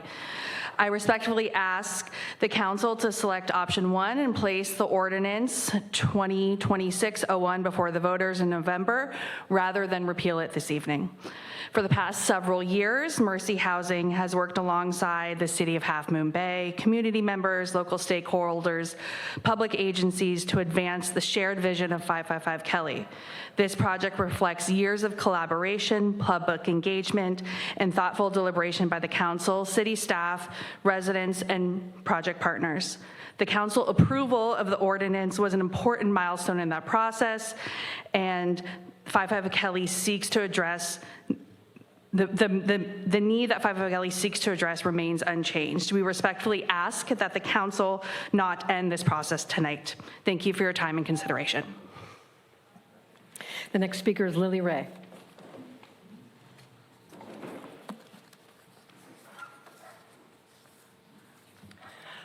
Good evening. I'm Lily Ray, and I'm the proud board president of ALAS, where I have been for a few years now. Tonight is a choice before you to keep 555 Kelly alive. I urge you and everyone in this community to think about the farm worker, and in this context specifically, the senior farm worker who has been putting food on our tables for decades. 4 years ago, this council voted unanimously to move ahead with this affordable housing project, and 3 of you on this council voted for it, were there and voted for it. So let's keep this going. The work on 555 Kelly has been going on for over 4 years, plus now. Putting it on the ballot will be the next step in the pursuit of affordable housing for a group who is consistently overlooked, the senior farm worker. Mercy Housing and ALAS have spent countless hours in meetings, and also with many of you, to come up with an acceptable, viable solution for our senior farm workers. Please keep it alive. Thank you, Lily. The next speaker is Harvey Rohrbach.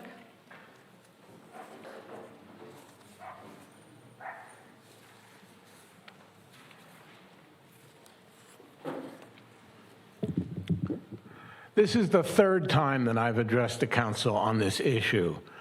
I believe that the referendum, the signature seekers were deceptive in that they posed it as a democratic initiative, when in fact they wanted to delay and deny the project. Tonight, the campaign begins. There's a very local, grassroots organization that is going to work day and night to make sure that the voters of this city understand that safe, affordable, dignified housing for our senior farm workers is what the community expects, and that we are going to get it done because it's the right thing to do. Thank you. Thank you, Harvey. The next speaker is Belinda Hernandez Arriaga.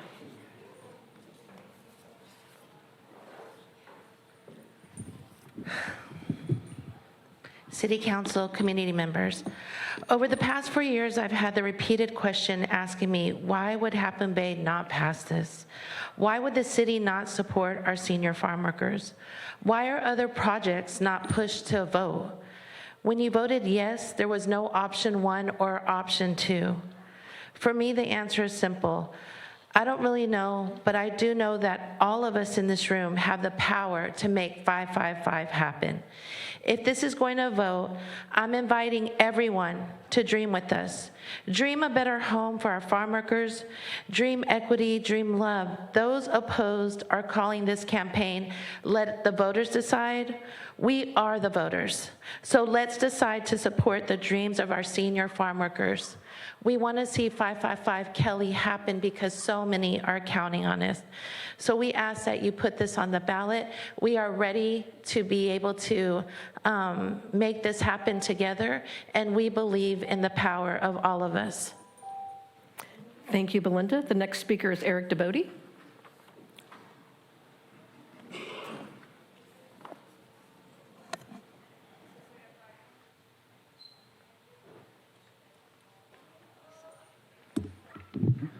Good evening, Mayor, City Council members, staff, and my fellow co-siders. I'm standing here tonight because all the debate and bureaucratic complexity that have been going on show me that we are facing something remarkably simple, an opportunity for justice. What an extraordinary moment this is for our city of Half Moon Bay. How often does a nonprofit developer step forward offering to raise the money needed to build affordable housing for senior farm workers? They are handing us a solution, a gift, one that helps us meet our state housing element requirements, avoids costly fines, and uplifts our community. It is quite literally a gift handed to this city. The only question left for you tonight is, will you accept it? Beyond the numbers and state mandates, this project is about fundamental human dignity. It eases the burden of the oppressed.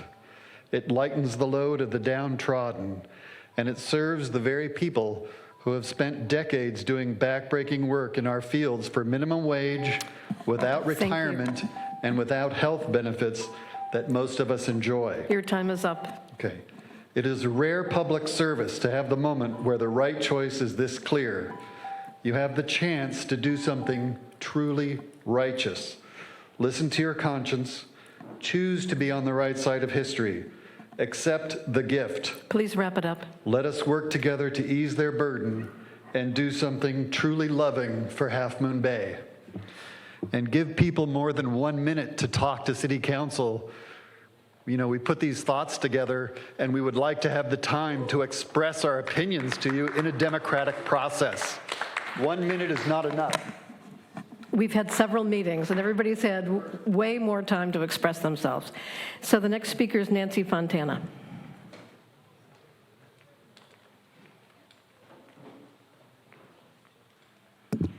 I'm going to get to the point. I think most of the people here know that I've not been in favor of this project. However, I am in favor this evening that you vote for option 1. I've always felt it was important to have the people vote on this issue. I feel it could have been done and should have been done whenever there's a precedent-setting action taking place, that the people vote on that. So I'm in favor of option 1. I also want to express my concerns about the questionable efforts to thwart the referendum process. Despite all of that, it was successful. As such, the City Council should be proud that the democratic process is alive and well here in Half Moon Bay. It is important because a long-standing safeguard could have been compromised. It becomes easy, once that happens, it's easier to chip away at it, and it could easily become a go-to method to compromise other safeguards. Interestingly, this all happened Please wrap it up, Nancy. Okay. It happened at the height of our country's 250th anniversary. Councilmember Penrose has even expressed worries about threats to our democracy. So to deny the people the right to vote would be a threat to that democracy. Thank you. Thank you. Nancy. I have one online raised hand, and that would be Mike Ferreira.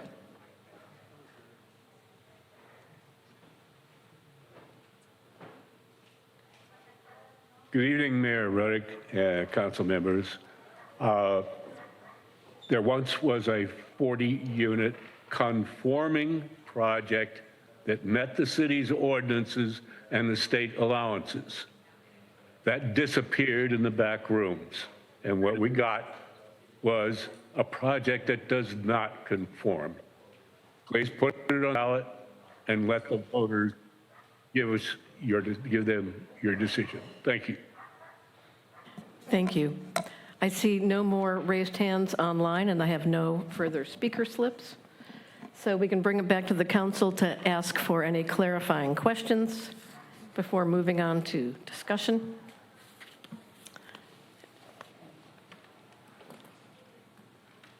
Councilmember Nagengast, did you? I don't have any clarifying questions. Anybody have questions? Okay, then you can start with comments. I do have comments, and I was going to read something in tonight. So tonight, my yes vote's going to be to adopt a resolution to submit the ordinance to the voters to the November 3rd, 2026 general municipal election.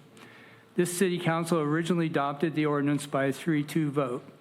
Since then, Half Moon Bay residents exercised their lawful referendum rights, and the city clerk has certified that the petition met the required threshold, and the ordinance is now suspended. Under Elections Code Section 9241, this city council must either repeal the ordinance entirely or place it before the voters. My vote is to place it on the ballot and allow the people of Half Moon Bay to make the final decision. The voters have demonstrated that they want to decide for themselves whether this ordinance reflects their priorities regarding fiscal responsibility, the use of public funds and public property, and the long-term obligations being undertaken by the city. A yes vote tonight is not a vote to approve or reject the ordinance itself. It's a vote to give the people the opportunity to decide whether ordinance number 2026-01 should take effect. This city council was elected by the people, but the referendum process provides an important check and balance on legislative decisions. Respecting that process strengthens public confidence and accountability. This is democracy at work. Thanks. Anybody else? Councilmember Johnson? Councilmember Brownstone? Vice Mayor? Sure. I'm sorry that we've gotten to this point. I'm going to be voting to put it on the ballot for the public to decide, and I have no objection to that in itself. I do have an objection to the people that claim to want democracy in action and who are actually opposed to a project and work very hard at opposing that project. I also feel very passionately that the city has a chance to show itself not to be racist, not to be classist, by allowing a wonderful project for retired farm workers, some of who are in their 70s and 80s, and working back-breaking labor, which I couldn't personally do. There's no way I could have done it 10 years ago. But they're out there working the fields because there is nothing for them. Nothing. They don't have a chance to start a savings account. They don't have pensions. They have nothing. And we have a chance as a city to be good citizens, to be loving, caring folks, and take care of our elderly farm workers. So I am going to be voting to put it on the ballot tonight. Thank you.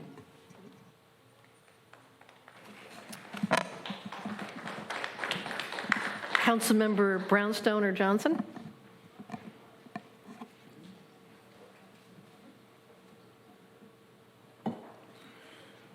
I'm going to be going forward with putting on the ballot, put on the ballot for what Belinda said, Happy Dream. Let's see what the voters say, and let's get this forward, keep it moving, and just go out there and do this is what I'm thinking right now. And I appreciate everybody coming, and I do know it's been a minute to talk, and I understand that. But we've been here so many times for so many meetings, and they go really late in the evening, and as it gets later and later and later, it just doesn't really get anywhere. We're down at the very end of this road. Let this go to the vote. Let this go through the system, and we're going to be done with this, and I think we're all going to be happy at the end of the day. So I think we're at the very end right now. So that's where I'm going with this. Thank you. Councilmember Brownstone?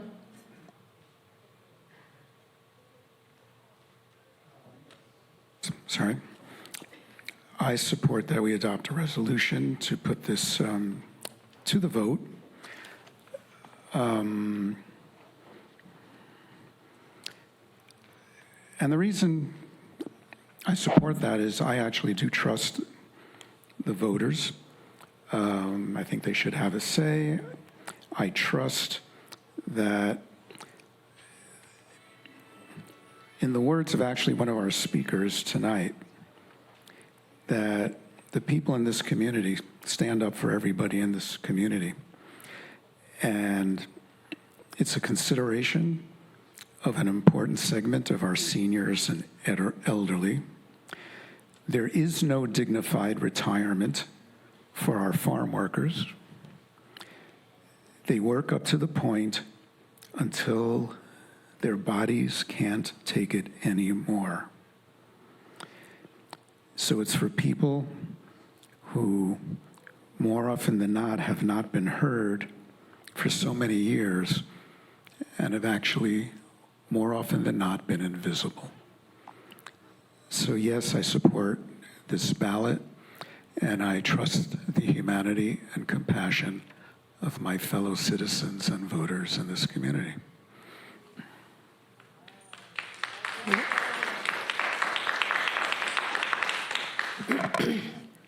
So a question for council.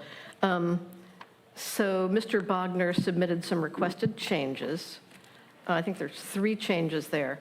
What is the ability to make those changes tonight? The council hasn't discussed those recommended changes. Yes, so the resolution before the council this evening does have the proposed ballot question, and that question was prepared by my office, and it is before the council, and so the council can make changes, revisions to the ballot question. There are some constraints to what the ballot question should be and the word limit. So the ballot question is basically supposed to be an impartial synopsis of the purpose of the proposed measure. So I've tried to use the basic facts of the measure, like the essential facts of the measure.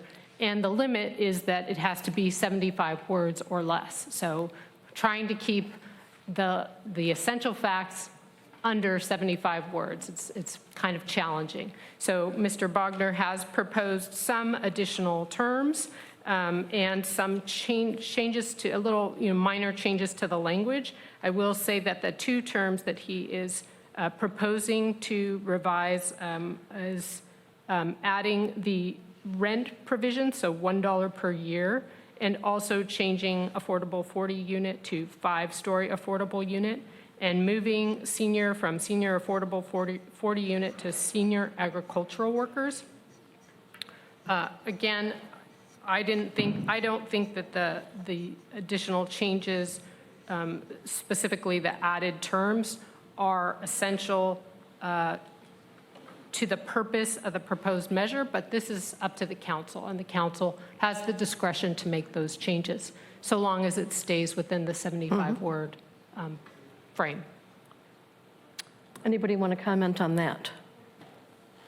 Yeah, I don't think there's any reason for these changes. What they are trying to do, what these changes are trying to do, is to make the proposed development less attractive.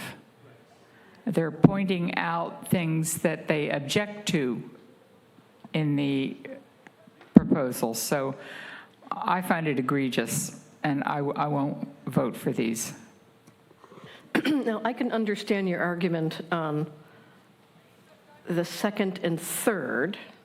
Might not agree with it, but I can understand that. But I personally think it's important for the public to understand what the basic transaction is that they are, approving for the ground lease. It's 99 years at $1 a year.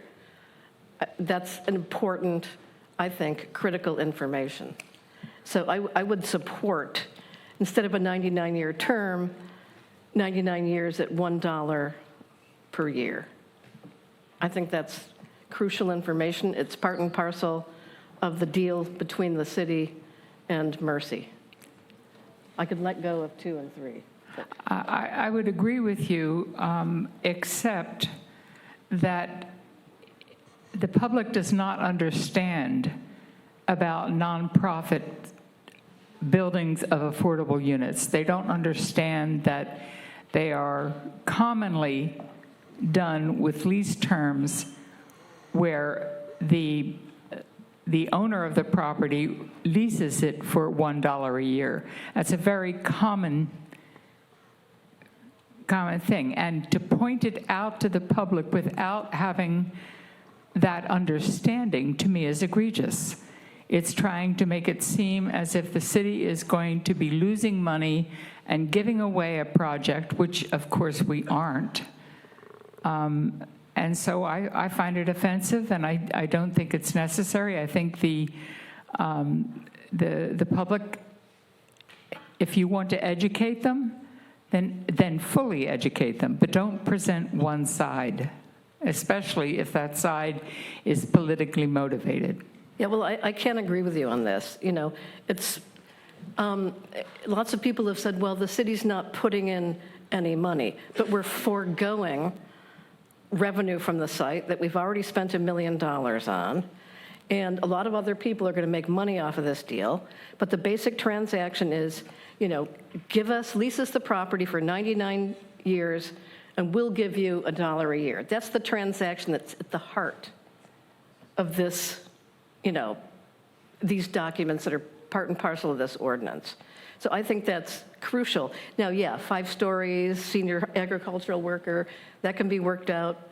One side can say this, the other side can say that, but the objective transaction here that affects the city of Half Moon Bay is 99 years at $1 a year, and I would recommend that change. And I'd like to hear from other council members.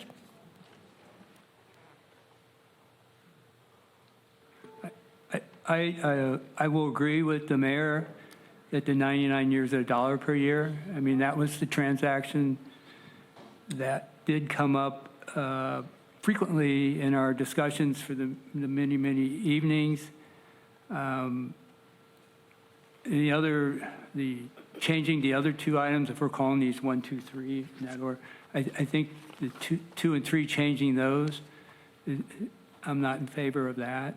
But I'd be in favor of clarifying 99 years at $1 per year, because that's exactly what's happening. But again, the other 2, I'm not interested in changing.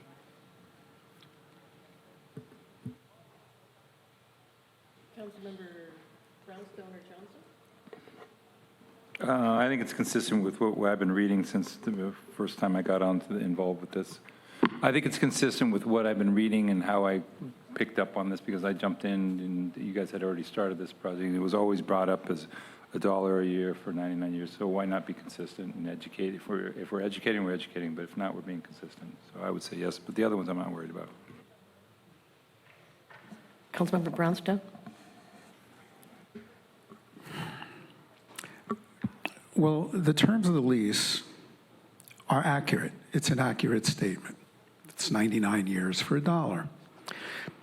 But I don't agree with the mayor's interpretation that, well, yeah, technically the city forgoes making money on that property.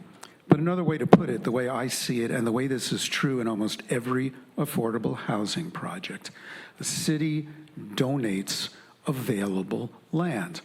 So of course, when you donate something basically for free, then you don't continue to make a profit on it. So I'm saying that, and I see the same term come up on many conversations on Nextdoor, in the papers, et cetera, as a point of contention. But I think it's not that, and I agree with the vice mayor that of course this is put up here because it's like, it becomes like a hot item buzzword, you know, to catch people. Like, this is, how could anybody do that? Well, if you didn't realize that this is a pretty, not just common, but almost always way of starting these projects. And it's the same thing when you, you know, you donate you want to give your car to a relative, and you don't want them to have to pay the taxes on it, even though the car is worth $1,000. You pay consideration of $5. It's a very common contractual term. And in this case, it's a very common real property transaction term when you're donating land for affordable housing. I don't think that it's that big an obstacle to educate people on. And if that's what the opposition wants to rest its argument, I think it's very easy to overcome. But, you know, the attorney in me says, you know, that is the legal term of the lease. It is. It's not like a twisting of a fact. And of course, it's all in the reporting and the context, you know, and you know, if you want to have big signs, $1 for 99 years, and make that your case, you know, go for it. But I don't think the public is that easily fooled as to what the real issues are here and what's important to the community. That's just how a lease like this is written. It's also written like that because, you know, an organization like Mercy Housing has to go out and get certain kinds of loans from banks. And the banks want to know, yeah, there's a long-term lease, there's a mortgage, it's not just going to be abandoned. So, you know, there's a lot of factors I think are easy to educate the public on, and I'm not, yeah, I just wouldn't argue too much about that particular term, and I appreciate the fact that on the other two terms that, you know, we all agree we'd rather not see those changed. So I'm willing to go along with changing 99 years to 99 years at $1 a year, but not the others. I'm okay. And I think a lot of people are savvy to that's how affordable housing works. I don't think that's necessarily a deal breaker for people. So, but it is transparent about what the term of this ground lease is about. So that's all. Through the mayor? Yeah. Yeah, I think if we're going to say something, make an inflammatory statement like that, even though it is based in truth, it is bound to be inflammatory. People do not understand the way cities operate with nonprofit housing. They do not understand that cities donate land for affordable housing. They do not understand the costs that affordable housing incur. So if we're going to make an inflammatory statement like that, I think we need to explain that this is part and parcel of the way nonprofits do business. And if we can't do that, I'd like to propose an edit myself to say that.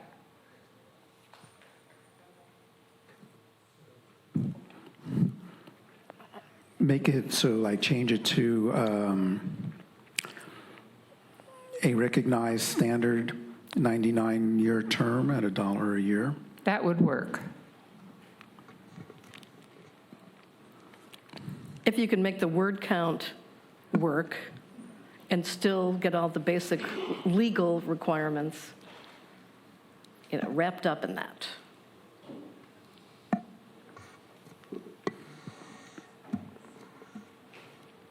Got all that. So I think what I'm hearing is a proposal to revise the section of the ballot question that says for a 99-year term to for a 99-year term at a recognized standard of $1 per year. How about recognized and common standard, if you don't mind?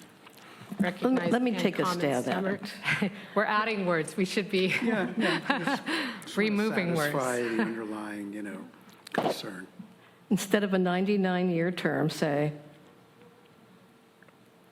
a standard, let's see.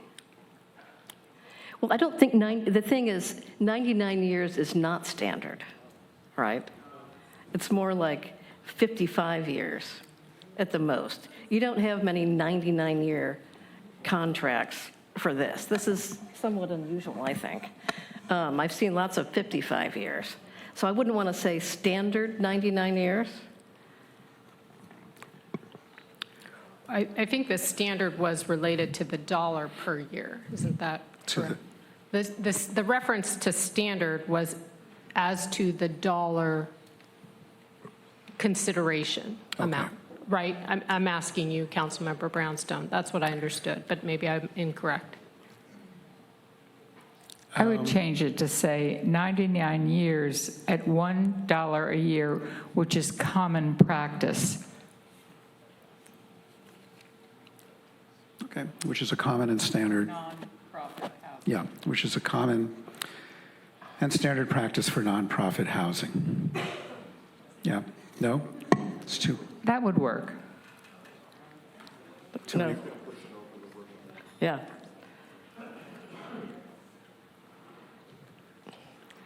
$99 years at $1 a year, and then, you know, the arguments on the ballot for and against can explain what is common, what is not. The campaigns can explain that. They're going to be explaining, they're going to be talking about 5 stories, they're going to be talking about senior, they're going to be talking about all that stuff. But People don't always read those comments. They read the ballot measure, and they want to understand the ballot measure. They read it, and they vote. Well, they will read the arguments. Maybe they will, maybe they won't. Yeah. I personally never read the arguments. So I like the way, well, let's go back. So a 99-year term at a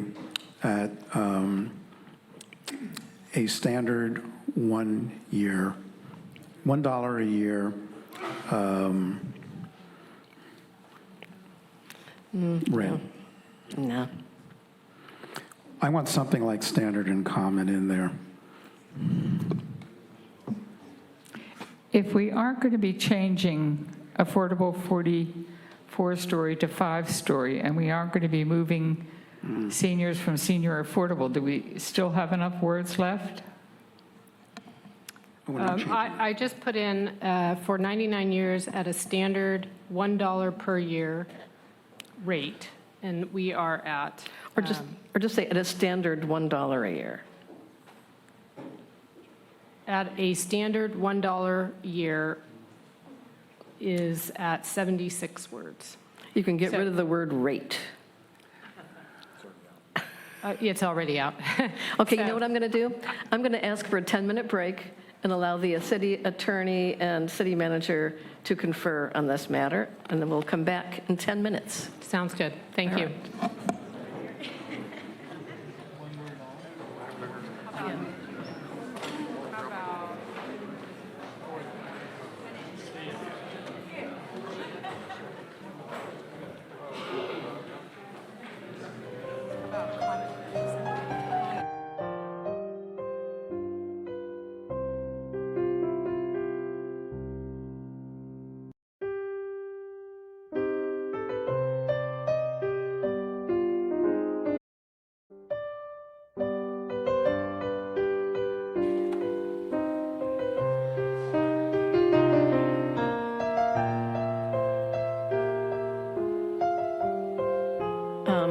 We're back in action here, and it looks like we have some language that our counselor can provide. Thank you, Madam Mayor. Yes, the city manager and I have crafted something that we think is going to work to address the council's concern.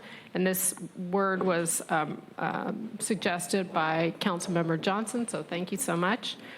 So I'll read it in full, and then maybe I can, afterwards, I can explain what has been revised, because we added the language about the dollar per year, but then we adjusted other terms in the ballot question.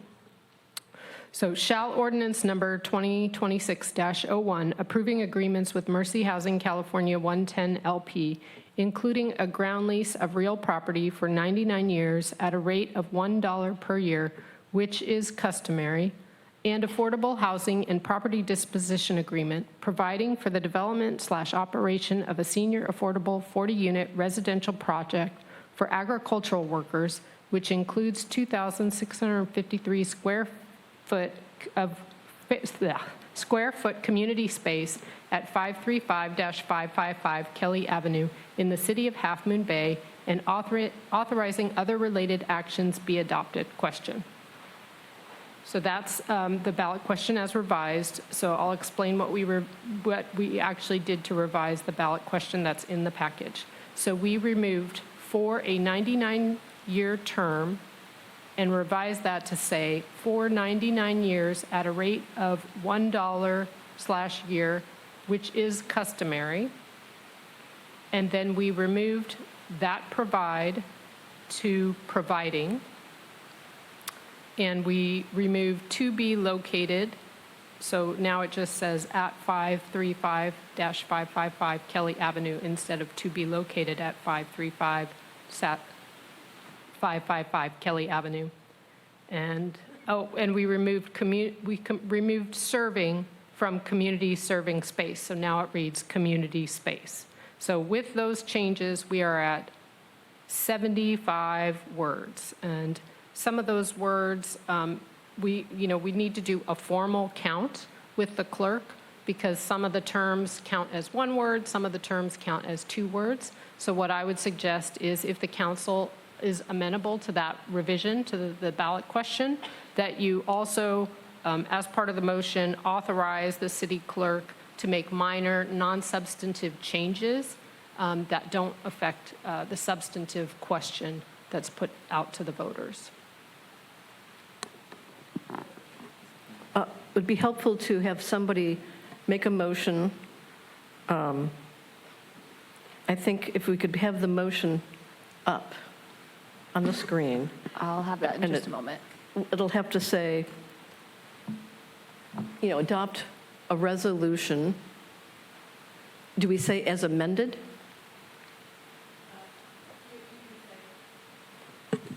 Move to adopt a resolution to submit ordinance number 2026-01 to the voters on the November 3rd, 2026 general municipal election with the ballot question revised per council direction, and then authorizing the city clerk to make minor non-substantive revisions to the ballot question in order to meet the 75-word count. And so I'm guessing the motion could be as simple as move per staff.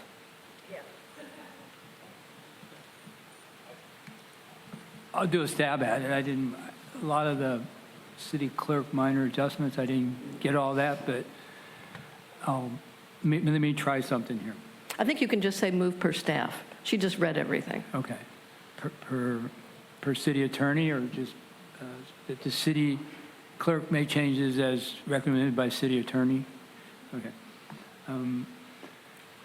I move that we adopt a resolution to submit ordinance number 2026-01 to the voters on the November 3rd, 2026 general municipal election with the noted changes in the stating ballot as recommended, ballot question as recommended by the city attorney that will be completed by the city clerk.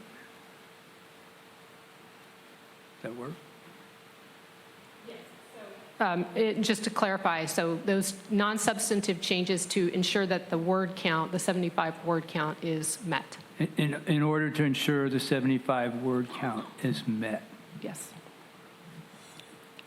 I'll second. Okay, before we take the vote, I just want to say that to the public that referendum is a constitutional right in California. And it's a chance for us to experience some real democracy in our community. There's going to be a lot of arguments and discussions on both sides. A lot of information will surface. People will be educated. And I think that's good because I don't like what's happening to democracy at the federal level. I want more democracy at the federal level, but I want more democracy at the local level. I'm not willing to say I only want democracy at the federal level because you can't have real democracy at the federal or state level if you don't have democracy at the local level. It starts here in our communities. All politics is local, and that's where democracy starts. You can't pick and choose democracy to fit your personal agenda. Referendum is a constitutional right. So I think this process will be beneficial for the community as long as people are willing to listen to each other, avoid using the race card, and try to reach out to each other and hear where we are.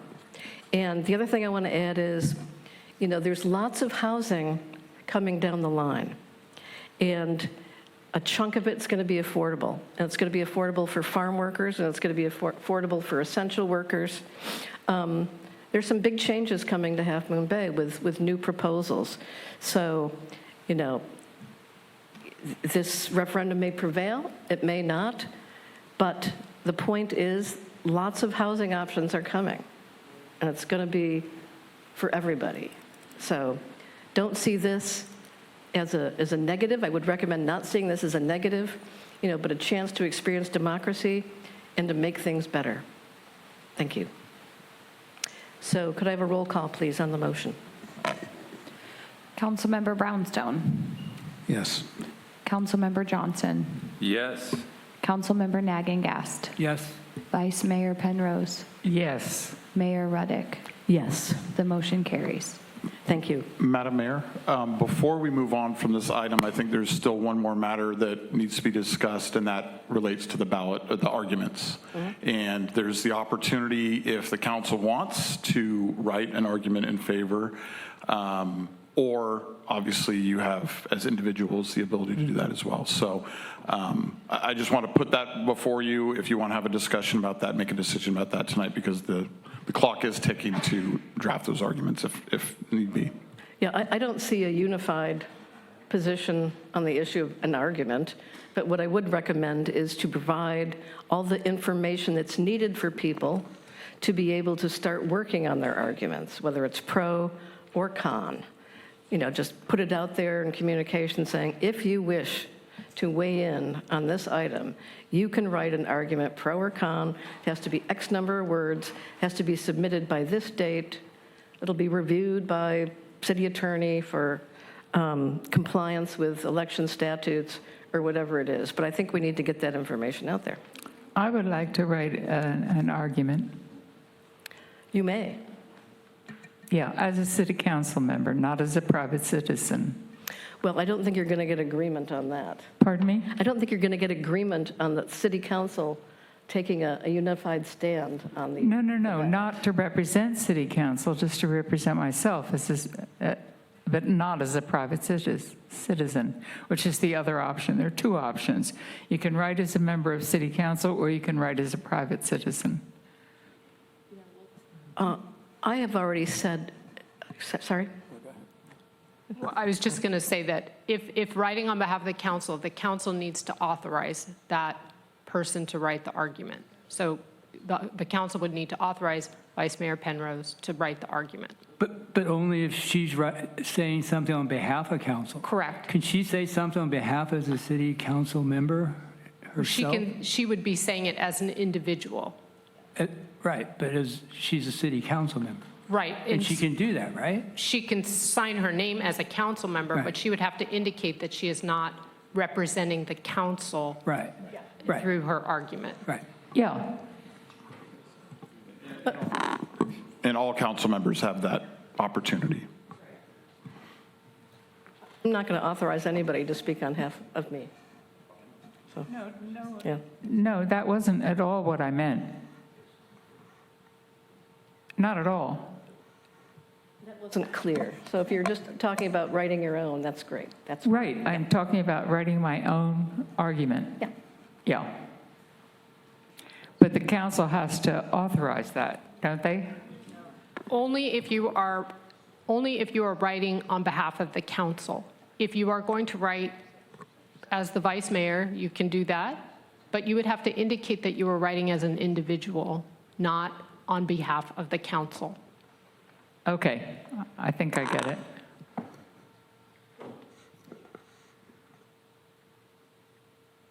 Any other council member can take advantage of that too. So, yes. Yeah. And I don't think there's a limit on arguments, is there? Or? Well, there's no limit on how many arguments are submitted, but there is an order to which, of course, only one argument in favor and one argument opposed gets to be included in the ballot package. And there is an order to which those arguments are selected. So if multiple people submit an argument either in favor or against, the clerk would have to decide which order they come in, and that would determine which one actually gets put forward. Okay. Well, yeah, I think we want to make that process transparent so that people don't think somebody in the background is picking winners and losers, and, just make it transparent. Yeah, and there's a specific order laid out in the government code, which we can cite. All right, that's good. And just to be clear, a council member writing on behalf of the council gets a higher priority than an individual. So I just want to make that clear. It has to be approved by the council. Not the argument, but just the council has to authorize that person to write the argument. For that, on behalf For of the the council, right. Yeah, well, I don't think we're going there tonight yet. Okay. All right. Anything else on this item? Did Vice Mayor want to say something? Vice Mayor Penrose? If someone is speaking on behalf of the council, there can only be one opinion, a yes or a no, a pro or a con, if it's on behalf of the council, correct? One half of the council right against and one half for. Well, actually, the statute does allow for multiple arguments to be submitted by the council. I think that would be confusing to the public, but yeah, that is authorized as part of the statute, and I can read the statute if you'd like, but it does say the council can authorize arguments. But how does that work? If speaking as a council person, I am representing the council, then I can't be doing two arguments that are opposed to each other. Yeah, I don't really understand how practically it would work, but I'm saying the statute does allow for that. So I think, like I said, I think it would be very confusing to a member of the public. I think I'd like to understand that a little bit better. Sure. So At any rate, could we take this offline? we don't have to do it right now. Could you consult with Councilmember Penrose or Vice Mayor Penrose? So I can certainly send the statute to Vice Mayor Penrose. I think the issue is if the council's going to make any authorizations to do an argument for or against, that has to be done tonight, essentially. The arguments in favor are due, or the primary arguments are due August 10th, so that would be arguments in favor, arguments opposed. And then the rebuttal arguments are due August 17th, correct? Madam Clerk? Yes. That gives us 1 day to get them over to county and transmitted. Okay. Sounds good. So are people ready to move on? Yeah, we've Let's talk about sewers. I think did we take a vote yet? Yeah. Okay. Getting late. Okay. I think right now we have to move on to item 10A, which is fiscal year 26-27 sewer service charges and assessments. Yeah.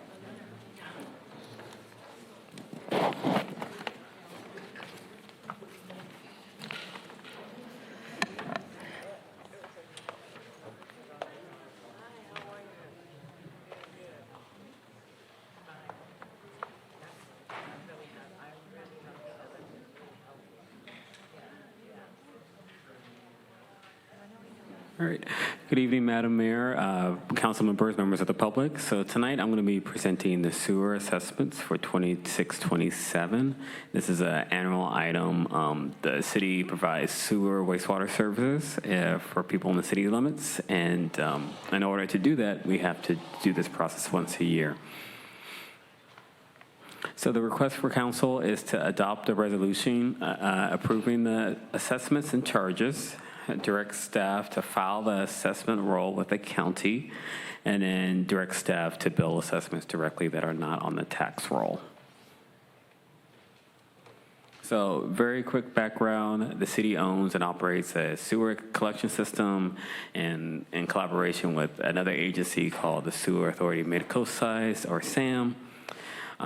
We also maintain a sewer fund to for our own operations and maintenance and to collect these fees. Back in 2020, we did a sewer rate study, which is a study to estimate look at our costs and look at how much we should charge for fees. Those set the rates for 5 years thereafter. That has since expired in 2025, and the rates have not increased since then. So this is going to be our third year at the same rate. Total, there's about 3,400 customers in our city limits. So there's two ways that we collect sewer fees and assess them.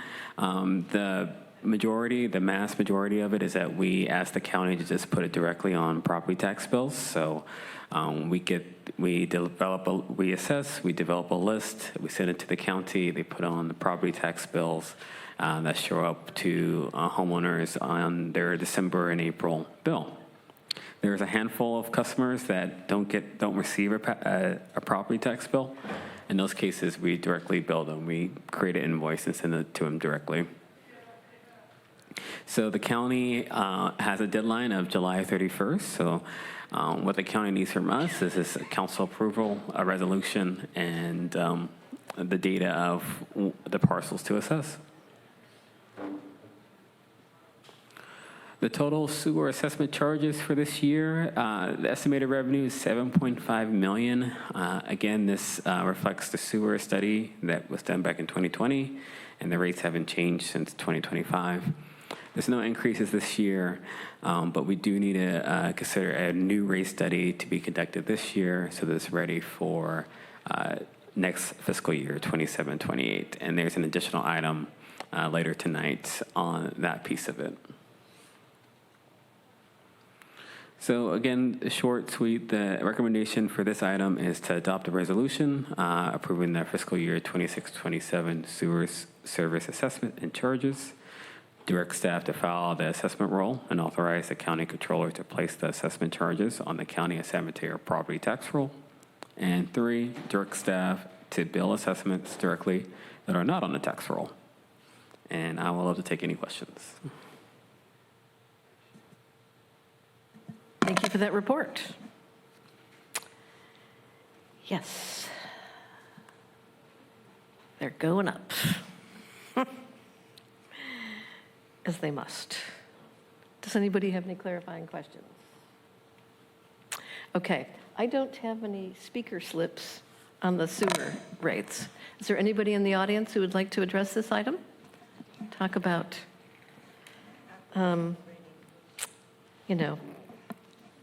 talk about sewer service charges and assessments. There must be somebody out there who wants to talk. Just keep the rates the same. Yeah. Well, I don't know about that. Is there anybody online who would like to comment on the item relating to sewer service charges and assessments? Seeing none, I'm going to bring it back to the City Council. And if you have an agenda, the staff recommendation is there, very clear. Does anyone want to discuss anything before I make a motion? No. Okay, in that case, I move that we adopt a resolution approving the fiscal year 2026-27 sewer service assessments and charges, directing staff to file the assessment roll, authorizing the county controller to place the assessment charges on the county of San Mateo property tax roll, and directing staff to bill assessments directly that are not on the tax roll. Second. Roll call, please. Councilmember Brownstone? Yes. Councilmember Johnson? Yes. Councilmember Nagengast? Yes. Vice Mayor Penrose? Yes. Mayor Reddick? Yes. Motion carries.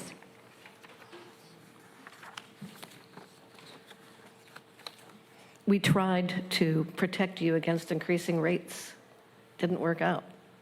We tried. Okay.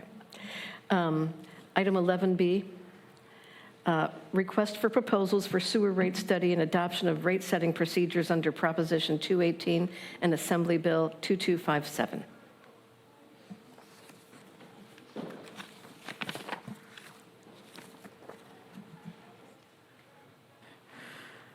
All right, so this item is going to be a little bit more in-depth. This is about the sewer rate study and the Prop 218 AB 2257. And I'm also being joined here by Dale Lita, our interim Public Works Director.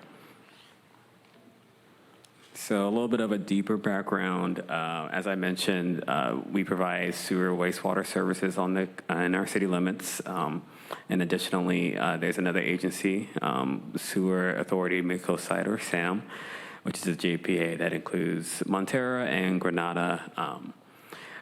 Both entities, us and SAM, are in charge of providing sewer services. The city has the enterprise fund, the sewer fund. This fund pays for Half Moon Bay specific operations and maintenance, but also contributes to SAM. And the contribution to SAM is the biggest expense out of the sewer fund. There's a lot that goes into the mix between what our obligations are and what SAM's obligations are and who owns what. But generally, SAM owns the big infrastructure as far as plants. SAM allocates 61% of its budget to Half Moon Bay, and the other 40% is roughly split in half between the other agencies. This percentage is based on the flow of wastewater into their system. And the unfortunate news, along with everything else, is that the costs have increased greatly over the years. And unfortunately, when cost goes up with SAM, they flow through us here. So this chart shows what costs have been at SAM for the past 10 years. And Half Moon Bay's share has gone up proportionally the same. So back in 2017, the SAM budget was around $5 million. In 2027, it's getting close to $12 million. And likewise, for us at the city, we have our share, what we contribute to SAM, has increased $5 million over the past 10 years. In addition to this, SAM is also considering a major project, the Montera Force Main. The current estimates are up to $16 million. And as of right now, that would mean our share is $10 million. So SAM and just sewer wastewater services in general is a very infrastructure-heavy business to be in, and these costs, they come up. As I mentioned earlier, sewer rates are one of the only ways to fund sewer service for us in the sewer fund. And we did our last study back in 2020 that went all the way to 2025 and has since been expired. In order to even consider if we do need to increase rates, we have to do something called our Prop 218 process, which Proposition 218 dictates that we can only do rates that cover the costs, so we can't make a profit on the rates. And there's noticing requirements, and there is ability for the community to potentially protest if needed or if wanted. The sewer study itself, so staff is highly recommending a new sewer rate study to analyze the financial condition of our sewer fund and to build some kind of recommendation of future rates for not just next year, but for multiple years into the future as these costs just keep on increasing. The project is, we want it to be as comprehensive, very comprehensive, which includes a request for proposal or RFP process where we solicit out and determine the best vendor, the most qualified vendor, and the most cost-effective vendor. Additionally, this project would include meetings with the Finance Committee, a council meeting, study session, and then from there you go into the formal Prop 218 process where you notice every parcel into the city, you collect any protests or any objections, you come back to council, and the council weighs in. Right now, the current estimate for the sewer rate study piece is about $50K, and that is we already built that into the operating budget for this year.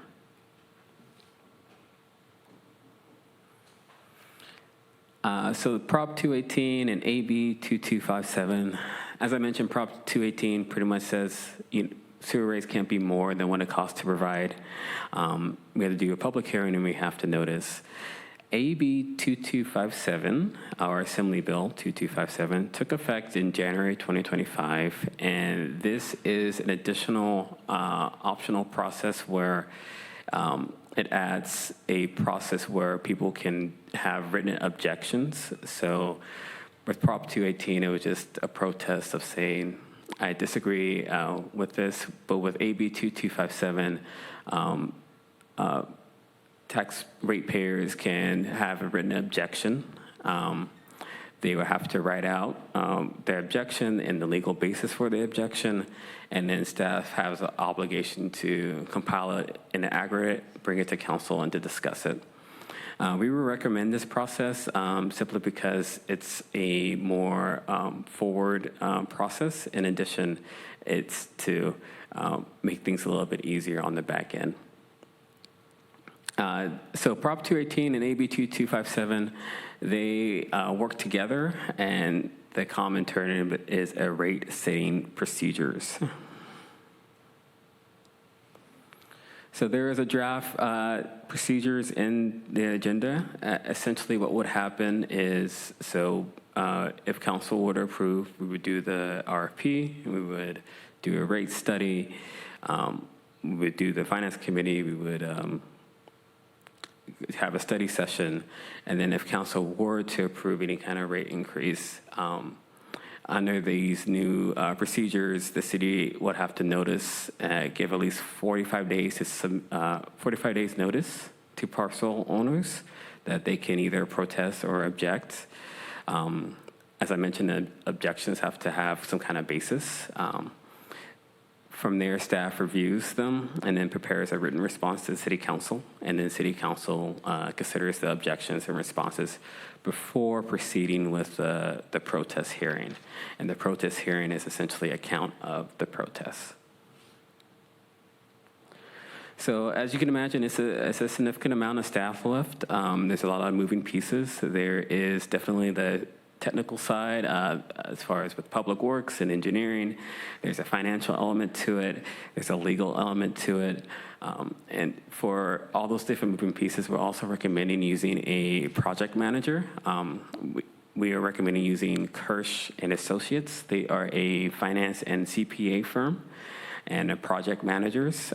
They have experience with managing rate studies, and with the staff load, I think this would give this process the attention that it needs for such a heavy lift.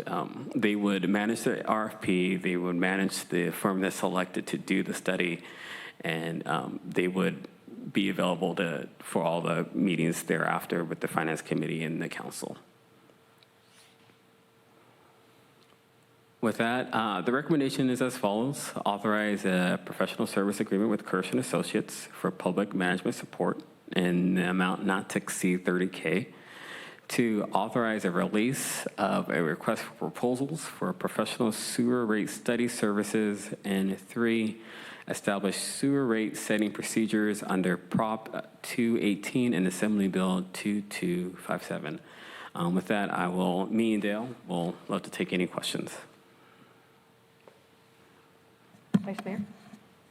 Yeah, I'm not sure I understand the reason for choosing an accounting firm to oversee an RFP study and then oversee the project. Why accounting? So this firm in particular has a lot of former finance directors in public agencies, and usually a sewer study lives in the finance department as far as managing. So it's not like a CPA firm that an individual would go to, it's a CPA firm that an agency would go to. And then as far as how it relates to why sewer studies sometimes live in finance is that there's a big financial element to it as far as making sure that the math maps. So the idea is they'll be watching the money. They would be answering questions with the consultant selected, being able to pull data from our accounting books, being able to translate that to the consultant, being able to translate that to me and to the finance committee, things like that. Okay, thank you. Thanks. So I noticed AB 2257, 2025, that's new to me. I'm sure it's new, since our last study was 2025, so it's going to be new to us too. So, or sorry, our last study was 2020, so this is obviously new to us. So does Kirsch and Associates have experience with AB 2257?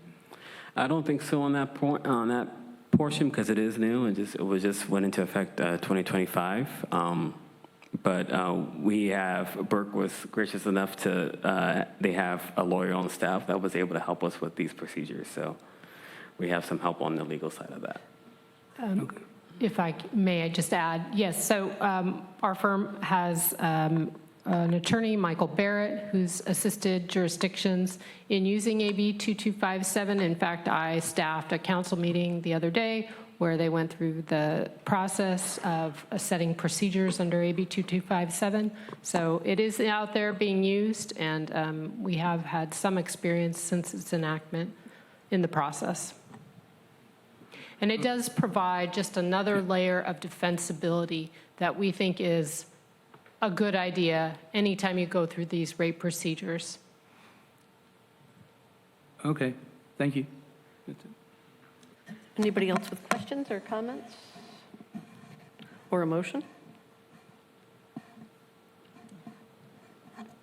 I'll make the motion that council adopt resolutions to authorize a professional service agreement with Kirsch and Associates for project management support in an amount not to exceed $30,000. And 2, authorize release of a request for proposals for professional sewer rate study services. And 3, establish sewer rate setting procedures under Proposition 218 and Assembly Bill 2257. Second. We should take public comment before we vote. Oh, right. Here's your second chance to comment on sewer rates. No takers in the room. Is there anyone online who would like to comment on the issue of beginning a sewer rate study? No, just that we need them. Sorry? We need them. Need what? The sewer. Oh, yeah, we do. I'm sorry. I can't help myself. Yes, we need them, and if there are people who would like to comment on that need, they may raise their hands online or come to the podium. I'm not seeing anybody, so I'm going to ask for a roll call. Councilmember Brownstone? Yes. Councilmember Johnson? Yes. Councilmember Nagengast? Yes. Vice Mayor Penrose? Yes. Mayor Ruddick? Yes. Motion carries. Now, we've been here quite a long time this evening, and I see Mr. Russell is here from OCP on the golf fees issue. Would it be okay if we just move the golf fees issue up to, to accommodate his appearance at our meeting? Discretion. Okay, yeah, so I'm moving up item 11E.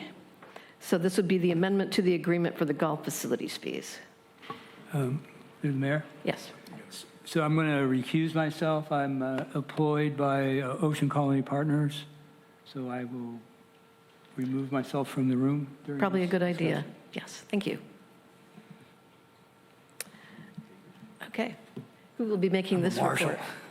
Madam Mayor, I'll be making a very brief presentation on this, but I do want to make sure that the facts are out there so people understand what we're doing here. So a little bit of background. In 1991, the city, or a predecessor agency of the city, entered into an agreement with Ocean Colony Partners related to the development of one of the golf courses at Half Moon Bay Golf Links. And as part of that agreement, there's a term that requires that non-resident golfers pay a 6% non-resident golf fee for what we call green fees, which is the cost of playing on the course and using the golf cart, those types of things. And that fee has been collected now for over 30 years. And it, on average at this time, generates about $670,000 to our general fund. So it is, goes into our general fund. We can use it for whatever services and programs we desire. But that agreement expires on September 17th, 2026, with no further obligation to Ocean Colony Partners to continue collecting that fee. So in late last year, as we've been anticipating this, we met with council. Council appointed an ad hoc committee of the mayor and Councilmember Johnson to work with staff in negotiating with Ocean Colony Partners on a potential opportunity to extend that fee. It's obviously an important part of our budget as we're continuing to grapple with our structural deficit, and the loss of those fees would come at a cost to the city. And I think to the benefit of the community, Ocean Colony Partners is a community organization. They care about this community and the future of the community.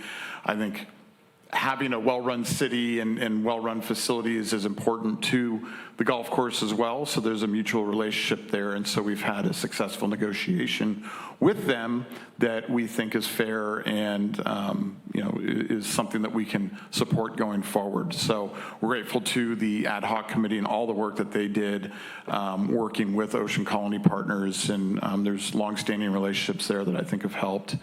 And ultimately, this is where we landed. So the proposed amendment to this agreement would extend the existing agreement under almost all the terms and conditions, and I'll share where they're changed, for a 10-year period. So instead of expiring on November 17th, 2026, it would be extended to September 16th, 2036. For the first year of that extension, the non-resident golf fee would be reduced to 5%, and then in the next year and the remaining 9 years, it would be reduced to 4%. And we estimate $560,000 of revenue the first year and $450,000 of revenue this remaining years. Those are estimates, and they're going to be influenced by the economy and utilization of the golf course and the rates they charge at the golf course, all those things. But it is a substantial restoration of these fees that we were we did not include these in our budget for the next fiscal year. That's the main change. One other change is there is a section that provides preferential golf rates for residents. So not only residents, they weren't paying the non-resident golf fee, but there were some different categories, senior rates and different times of day where residents could get better rates. And in conversations with Ocean Colony Partners, and I can share from experience playing golf out there, that there's a variety of ways to get discounts, and really these preferential rates have never really come into play, and they've asked that they just be removed from that agreement, and they'll continue to offer different opportunities for people to play at discounted rates in other ways that are more traditional to golf courses. And then there's an agreement, mutual agreement, that in the future we'll continue to work more collaboratively. There's the coastal trail that runs through these golf courses. There's some shared facilities and better collaboration between the city and Ocean Colony Partners on projects to improve and maintain those facilities will be an expectation going forward. So our recommendation is to adopt a resolution authorizing myself, in collaboration with the city attorney and the ad hoc committee, to finalize and execute an amendment to the owner participation agreement with Ocean Colony Partners to extend the termination date to September 16th, 2036, amend the fee, and amend or delete certain sections of the agreement which are called out in the resolution. And that's the end of my report. Thank you very much. Are there any clarifying questions by council members? I don't have a speaker slip, but Bruce, would you like to comment on this item?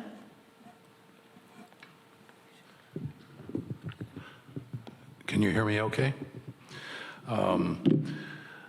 I first of all would like to indicate that I'm pleased that we were able to reach this agreement. I view our role as a corporate citizen here as a very important one, and for us to give back to the community. It wasn't easy for me to persuade the current owners to extend the fee that's been in place for 35 years. We did some rough calculations. We think that over that time period, we contributed between $16 and $18 million to the city. But I think it needs to continue because we benefit a lot from providing a recreational service in such a great city with such tremendous exposure to the environmental factors that golfers here love. It's one of, I mean, our golf course is doing very well. So I want to make two other comments. Number one is, although the fee is going to go down to 5% and 6%, I can almost assure you that within 3 years, the 4% on the revenue will be more than 6% is right now. We are experiencing a 10 to 12% increase in revenue for the last 2 or 3 years, and it'll continue to go up. And so 4% on where we'll be in 3 years will be more than 6% is 2 years ago.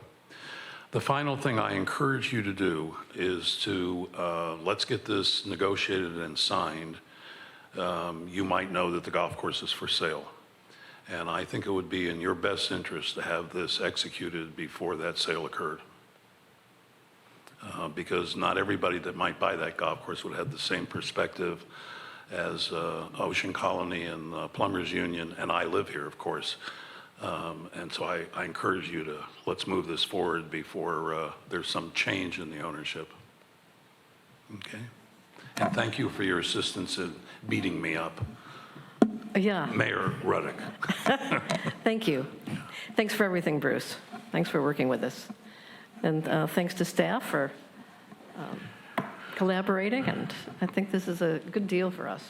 So. Madam Mayor, in talking with the city attorney, we just want to make something clear. The fee that we're talking about amending is not a city fee. It's a fee that the golf course charges, and then they make a payment to the city. So it's not a city fee, it's a golf course fee. Count us grateful, yeah. Yes. Any comments? So I just want to say thanks, Bruce, for bringing that forward and to the mayor, because these guys were really hammering it out. I was just in the background going, oh, man, there's negotiating going on here.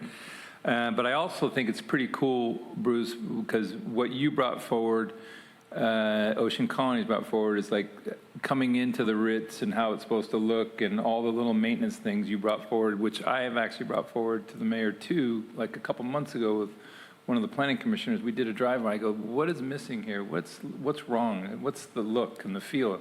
And these are things that you brought up. So I think that's a good thing that we as a city should do. And I like what you brought forward, because I'm big into, like, this is how it should look if we can afford it. And I'm looking forward to working with you guys to make that happen. Thank you. So the motion before us is, I just oh, have a sure, I'm sorry, comment. yeah. No, I just want to say, Bruce, I really do appreciate your mindset about it all. You didn't have to do that. And I think you've actually always, seen beyond profits, et cetera, and really what's good for a community, what's good for the business, and how it works together. And thank you, Mayor and Patrick, for helping negotiate that. And it really feels like a win-win. So, but no, thanks to you. And also sounds like we should really expedite these things. And thanks for that. Thanks. Vice Mayor? Yeah, I just wanted to know, if we pass this resolution, do we get free golf lessons? I can provide that. Okay, yeah, go for it. Okay. I move that we adopt a resolution authorizing the city manager to negotiate and execute an amendment to the owner participation agreement with Ocean Colony Partners, LLC, to extend the termination date to September 16th, 2036, amend the fee, and amend or delete certain sections of the agreement. Second. Could I have a roll call, please? Councilmember Brownstone? Yes. Councilmember Johnson? Yes. Vice Mayor Penrose? Yes. Mayor Ruddick? Yes. Motion carries. Thank you, Bruce. Thank you. I guess Whitney's going to retrieve Paul.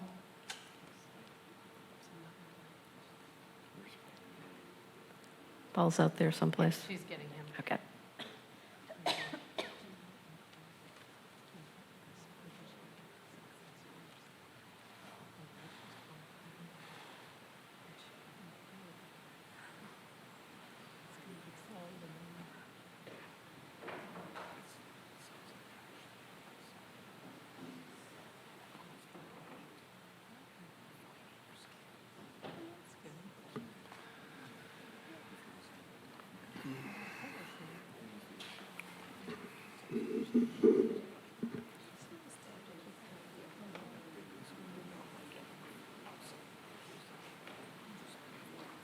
Disorganized here. So we're back to 11C, which is construction contract award for the Wavecrest Road Waterline project. Hello. Good evening again, Madam Mayor, members of the council, and members of the public who are still with us.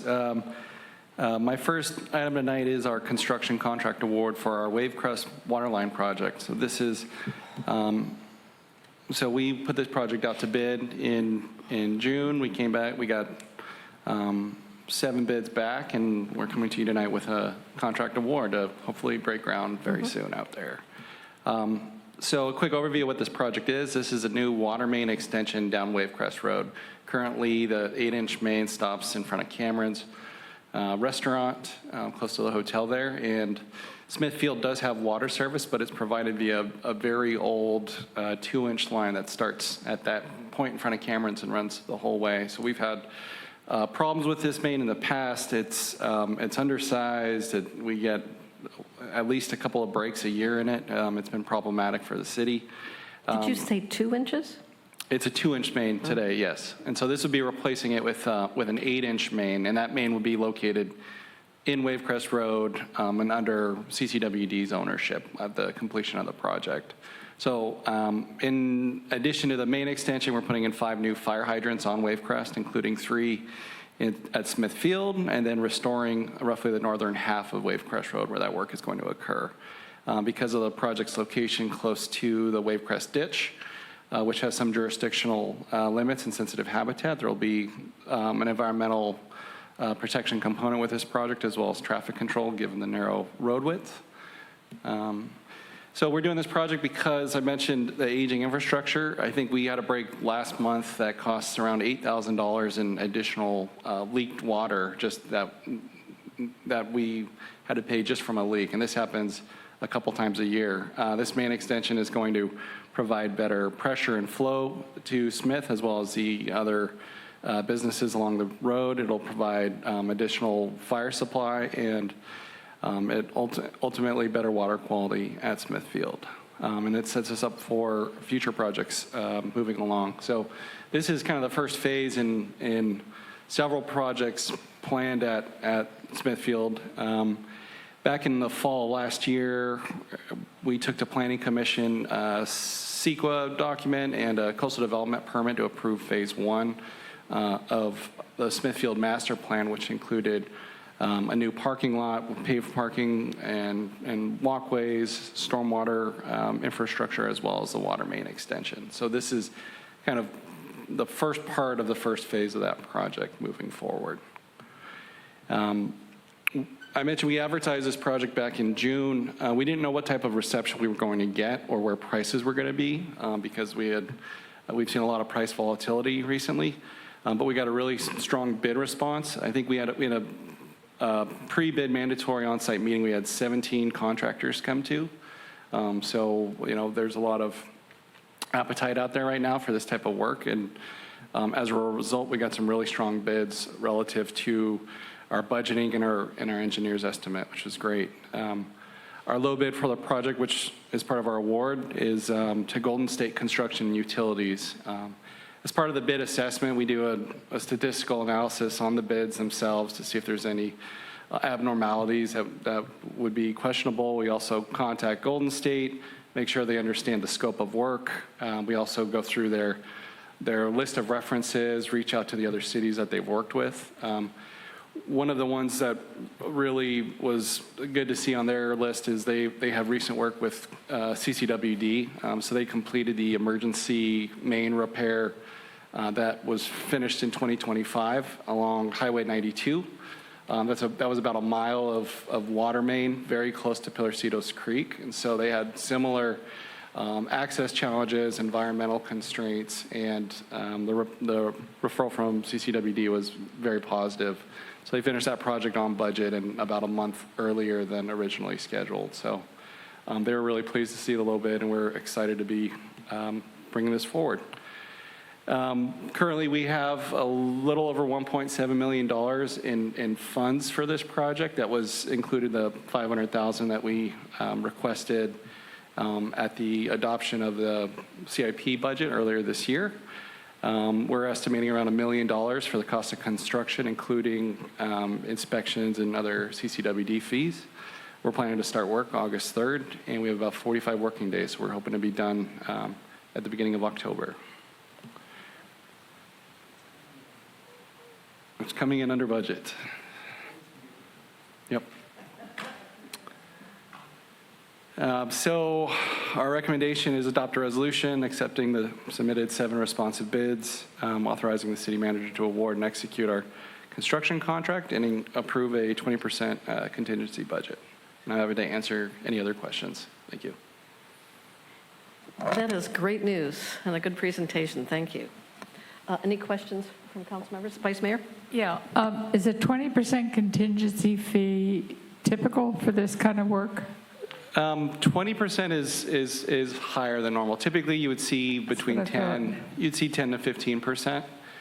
The reason we padded this a bit is because in discussions, again, with our actual engineer's estimate came in significantly lower than our consultant estimate, and so everybody was really concerned about pricing. We actually took a couple smaller items out of the scope of work just because of where we were at funding-wise, and we didn't know where bids were going to be.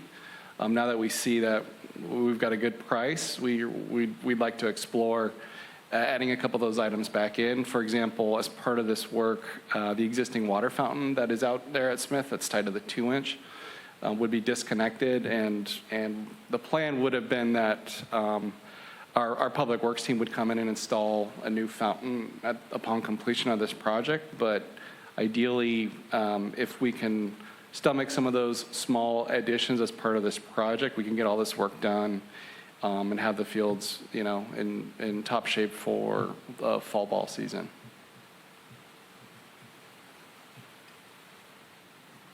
Does that answer your question? It does. It's just a strange way to get other parts of the project done. It's to call it part of the contingency fee. I thought a contingency fee was unexpected problems with the project could be covered, or that's generally what they're used for, yes. And there are still a few unknowns here within this project. I didn't mention that, but we do have a couple of stormwater crossings and some other utilities that we're dealing with. Given the short time constraint for the construction duration, we wanted to try and keep this a little bit more flexible. I'm not complaining. I'm just curious. Councilmember Nagengast. Thanks. So, right, so he's starting, you said early August, because we all know the worst El Nino in the history of mankind is coming. So we're trying to have everything finished up before typical storm season. Didn't I hear you say something about early October? That's correct. So we're budgeting to be complete the first week of October. We have not received, once this moves forward, one of the first things we'll get a construction schedule from the contractor. Through some initial discussions with them, they're very confident that they'll be done well before the 1st of October. Okay.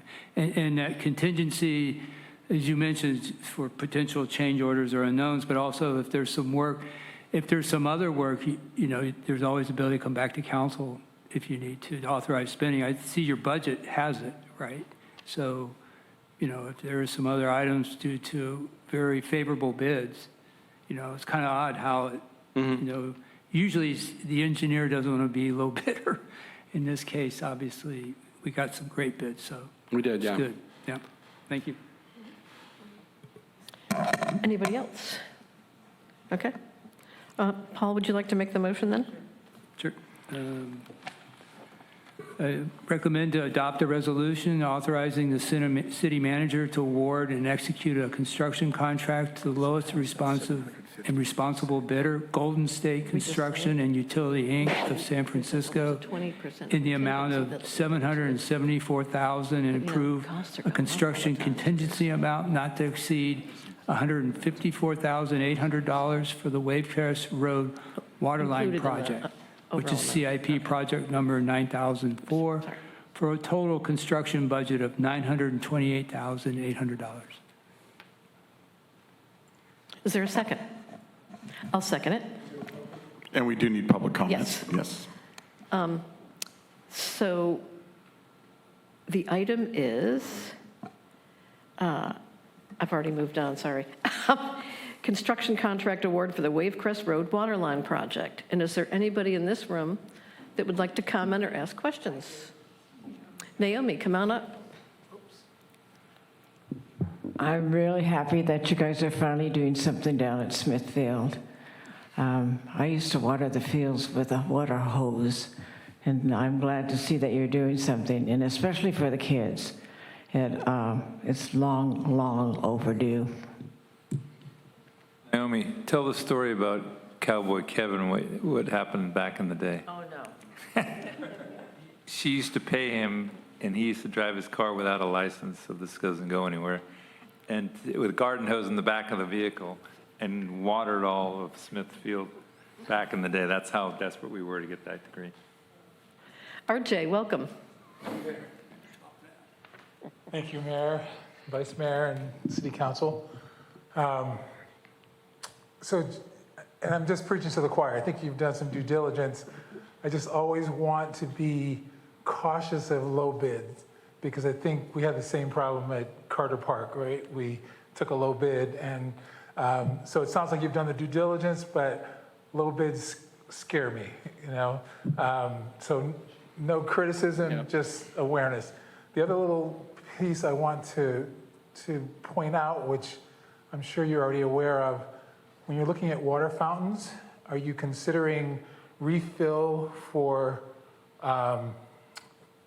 water bottles? Yeah. Yeah, so we can reduce the number of plastic water bottles out there as well. So, but great work. This looks really good. I appreciate the efforts. Excellent recommendation. Thank you. Is there anyone online who would like to comment on this item? You may raise your hand now. And while we're waiting for that, Madam Mayor, I think it probably is important for the record to point out that Mr. Jenkins is a member of our Parks and Rec Commission.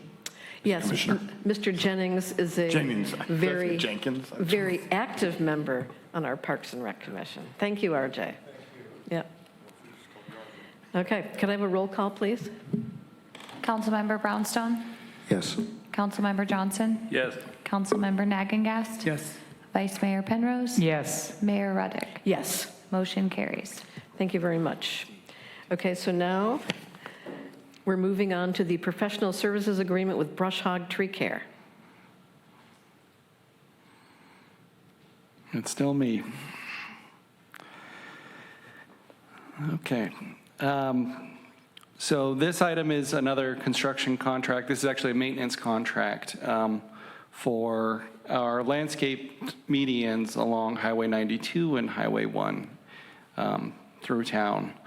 So a little background, these medians are so when we're talking about medians, we're talking about Highway 92, the medians from Hilltop, from the mobile home park and cemetery, down to Highway 1, so those landscape medians, and then along Highway 1 from North Main Street, including that median just north of North Main Street on 1, south to Higgins Canyon and South Main Street, excluding one small median on the south side of Kelly Avenue on Highway 1. So these medians are covered under a maintenance agreement with Caltrans. The city's responsible for their maintenance, as well as other parts of the right-of-way that we've modified through our projects. And we've been using Laurel Landscape since 2019 to provide this service through annual contracts. This year, we did a general RFP back in June, and we took it out for bid. I'm going to just show a couple pictures. This is, just different imagery of I'm sorry. This contract would also include the medians, not the medians. It also includes the landscape areas on the southeast and northeast sides of the South Main Street intersection at Highway 1.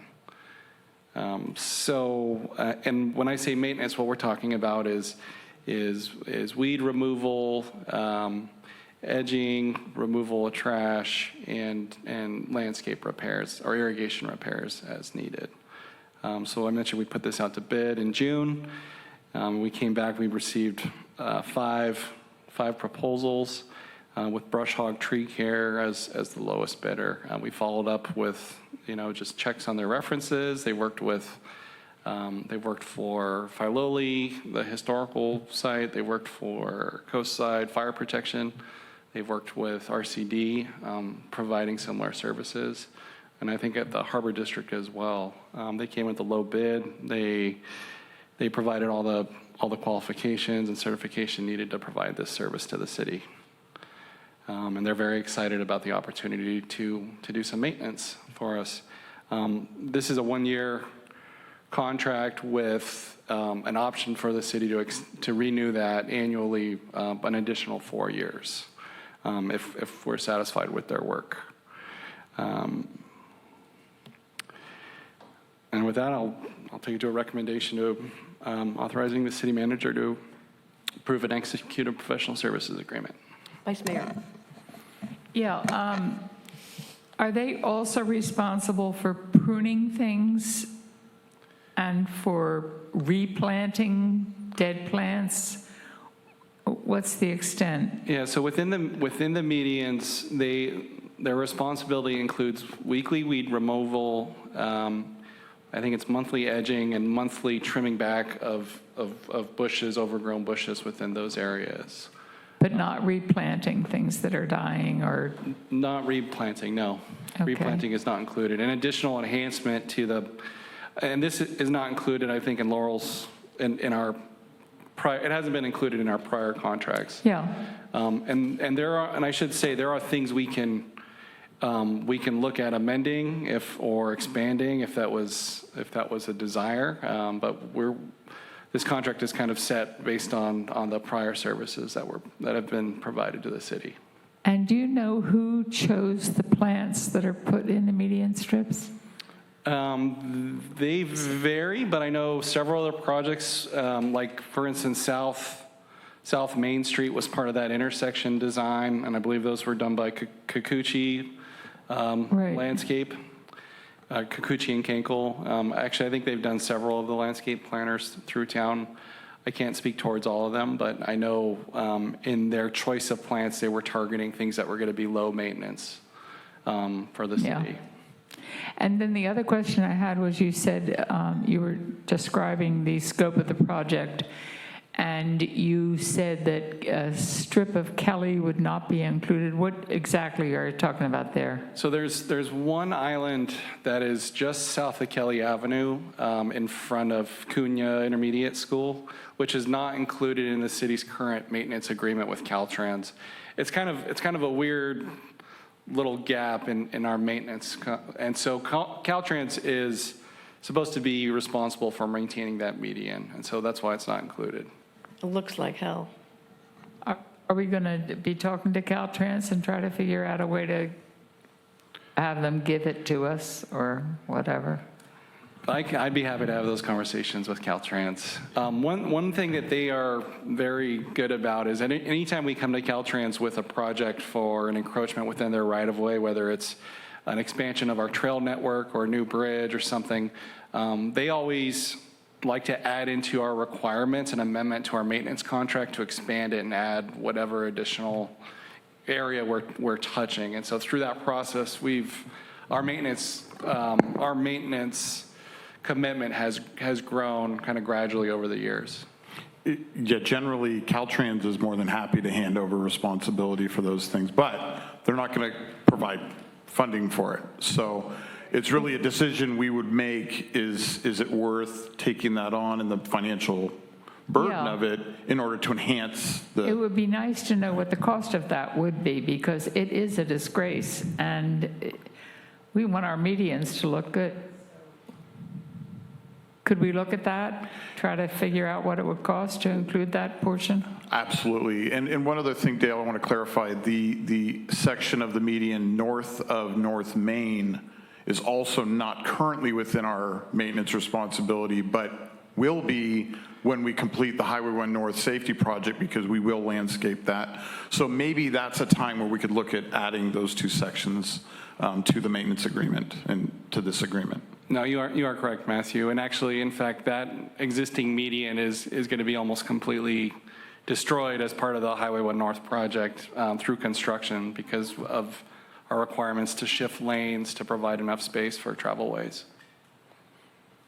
It will be rebuilt at the end, but. Yeah, so I think the answer is, But that could be 10 years from now. well, let's hope not. Well, I hope not, but at the same time, it's been going on for ever. So I think what we can do is we'll evaluate the timing of that, and then we can look at both of those. If it seems like the Highway 1 North project is going to be delayed, which, I won't be here you guys will fire me if that happens, so. Couldn't we just ask Brush Hog what it would cost for them to include that in the package? They came in with a low bid. I think so, because this is not a typical CIP RFP, so we don't have the same requirements there for change orders and stuff. So we can do that if the rest of the council supports that. You might as well for continuity's sake. Sure.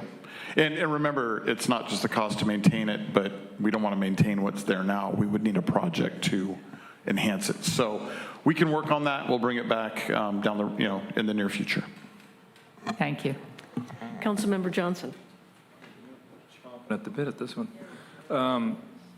Matthew, I've been talking to you about Laurel Landscaping for over a year. I'm not happy with it, but I'm just 1 out of 5.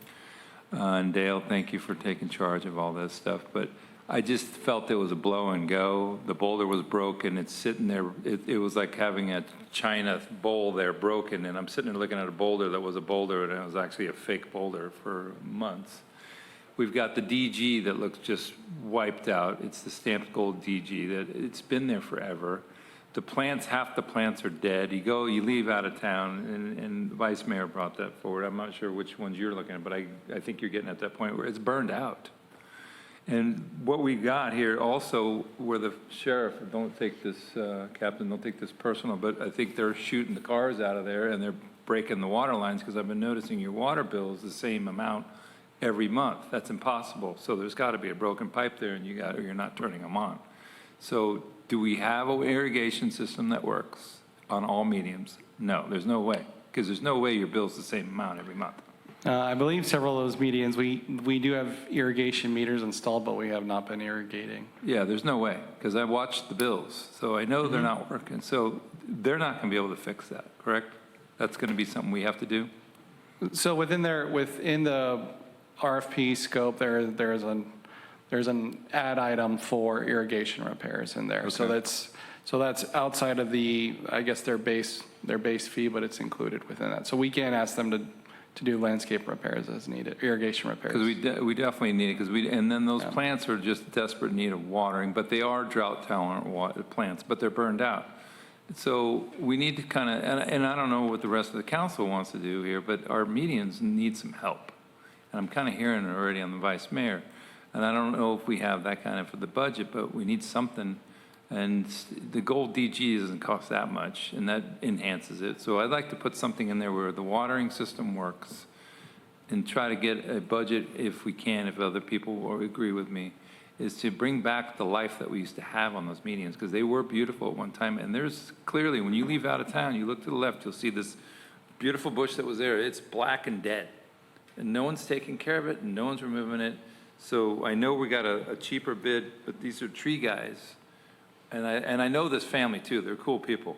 But are we gonna get something? Because I'm thinking more of like Causalino landscaping, that's landscaping, right? Mm-hmm. So are we gonna be able to get some landscaping out of this at some point if we can afford it?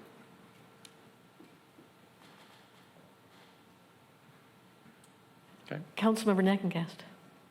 Thank you, and I kind of summarizing some of the things that I was going to talk about, but also I've heard The report mentions it's highly visible, so not only to the general public, but obviously council members. And, I think projects to bring, to add, whether it's DG or plants, that's a different process. Yeah, I don't know how much you could do on the existing contract, but I assume that would have to come back to us if you were going to add on some new landscaping. And typically, right, too, when you take over something from Caltrans, we'd want it improved before we would take it over. We wouldn't want, so that would also be something you have to come back to us on. But I'm hearing, it sounds like it's a priority, that something we're interested in, that'd be nice to put in there. But, because they were so low of a bid, I think there was concern by staff, and you guys did talk to them about, what you're getting into, and again, it's visible. Yes. So. Yeah, and they are local. Their staff drive through. Their staff drive by those medians, every day on their way to work. So. Okay. No. Okay. I think it's great. So it's a 1-year contract, right? And then, Yeah, it's set up so that we can extend it for up to 5 years, but each term is only a year, and then we can always pull the plug if something's not working. But I think, we work with Brush Hog on tree services, and, they have a really strong reputation in the community, and we're hopeful and expecting that reputation will carry forward to this project, and, we'll have the tools to be able to hold them accountable. yeah. So. Even replacement plans, maybe. I know you can't go, at some point, they can't do a $1 million project, but, so maybe some replacement plans here and there, maybe that is something that could be added. I don't know, but if that'd have to come back to us, maybe that's easily done. Yeah, I think there's clear consensus from the council that we need to look a little deeper into the bigger picture here beyond just the ongoing services. So I think there's a chance for us to sit down with the maintenance team and kind of talk through all of this and determine what potentially could be added to the scope of this contract versus a separate project that would play into this contract. Okay. So I think there's no issue with us sitting down and doing that very quickly, and if we need to bring something back, we will. Okay, cool, thanks. Yeah, and I don't know if Councilmember Brownstone wants to weigh in on this or not. We've spent more time on a $35,000 contract than we have on sewer fees and sewer rate studies. But I understand why. I mean, we see the medians, we want them to look good, and the other things are kind of overwhelming. Is there anybody in the audience that would like to address the item of the Brush Hog medians contract? Is there anybody online? I do see a hand raised. Sid Young. Hi. I was on this chamber when those original medians they raised money to improve the medians quite a long time ago, I have to admit. But they raised money locally, and you have a lot of nurseries in town, and you also, I hate to say it, but going north, that median never got done in the original time, and there's people like Councilmember Johnson and Brownstone that live north, and you have to go by that all the time, and here they are gussying up the highway. It's gonna look real nice, but not with that crappy median in the middle of, right when you turn north. So I would say maybe check with the chamber, maybe they can get another project going to raise money through the, community, but if not, maybe just reach out to some of the nurseries.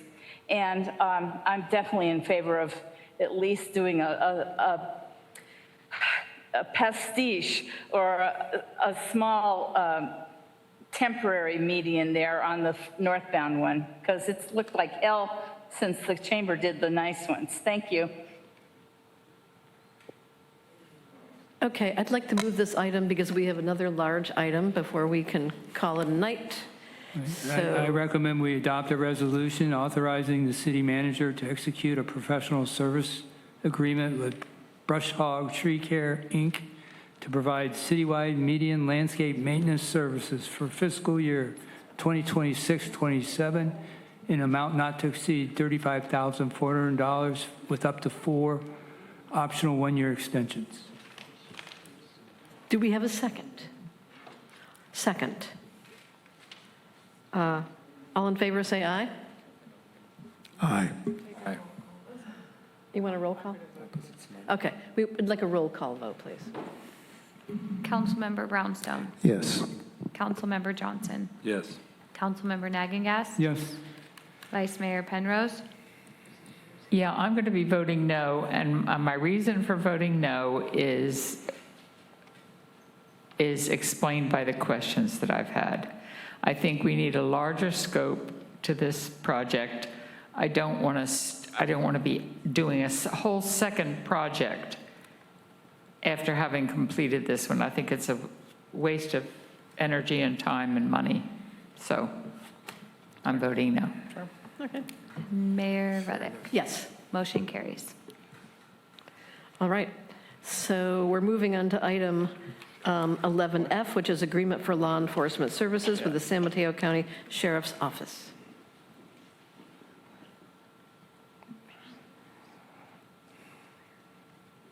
And who is doing this? You get me one more time tonight. Okay.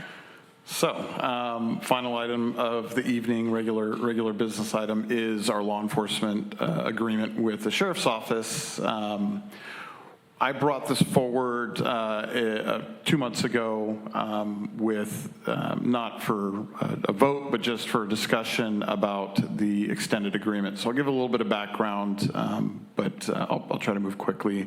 So as you know, the city used to have a police department. It was eliminated in 2011 due to budget constraints.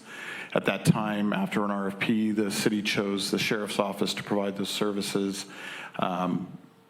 For financial reasons and for the continuity across the coast side of law enforcement services. Since 2011, that agreement's been amended 17 times, and it expired on June 30th, 2025. Normally, we would have extended that agreement before it expired, but as you know, there was some issues going on at the Sheriff's Office, and the Sheriff's Office and the city were not in a position to negotiate an extension. So we just continued the status quo, and the new sheriff was appointed in November of 2025 and has started to rebuild the team and revise policies and procedures. There are 4 other contract cities for the Sheriff's Office, Woodside and Portola Valley, who have always received sheriff services, and then San Carlos and Millbrae, who transitioned from their own police departments around the same time that we did. So there's a new agreement rather than an amendment, and the purpose of the new agreement under this new administration is to consolidate, standardize, and simplify the agreement, which I appreciate because in enforcing the agreement, I have a binder that literally has 100 pages in it, and I have Post-it notes and things referencing this changed, that changed. So to have a new, clean, fully consolidated agreement is really a benefit. Unfortunately, in order to make it consistent and standardized across all of the contract cities, they removed some special conditions that we had included over the years. And some of those are extra traffic enforcement and support on busy summer weekends and holidays, because we know we get a lot of extra traffic. Support for our special events. Community outreach events that started following the 2020 incidents and the things that followed there. Language about collaborating with the CARES program, which was terminated last year, so that makes sense. But the agreement lost some of the things that we had specified locally. And we'll talk about that here in a moment. But ultimately, what they're seeking is a 5-year term, retroactive to last year, so that there's now continuity of the services through 2030.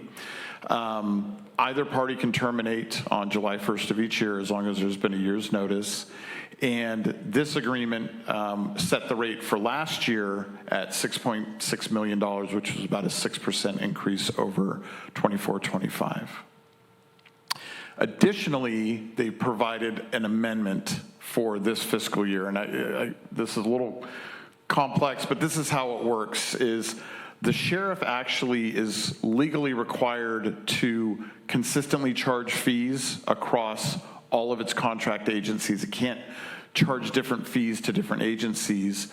And like we talked about earlier, they can only charge up to a cost recovery for what it costs them to provide those services. And to be consistent, that's just their standard. Whatever it costs to provide the services at the level we've agreed to, that's what we pay. And so that requires them every year to estimate what the next year's fees are going to be, set that contract rate, amend it so that we can then pay them that contract rate. And then there's a reconciliation at the end of each year that actually determines how much the costs, how much we actually used, and typically we have a savings that's returned to us, generally a couple $100,000 per year. Much better than owing them by underestimating, but that's the process. And so included in tonight's recommendation is not just the new contract, but it's also the amendment for this fiscal year. The rate that they've set for this fiscal year, which has been included in our budget already, is $7.2 million, which is a 9% increase over last year's budget. We've had some major fluctuations in rate increases over the years. At this point, they hover usually between 5 and 10%, depending on contractual obligations they have to their staff through negotiations, insurance rates, overhead costs, equipment maintenance requirements, those types of things.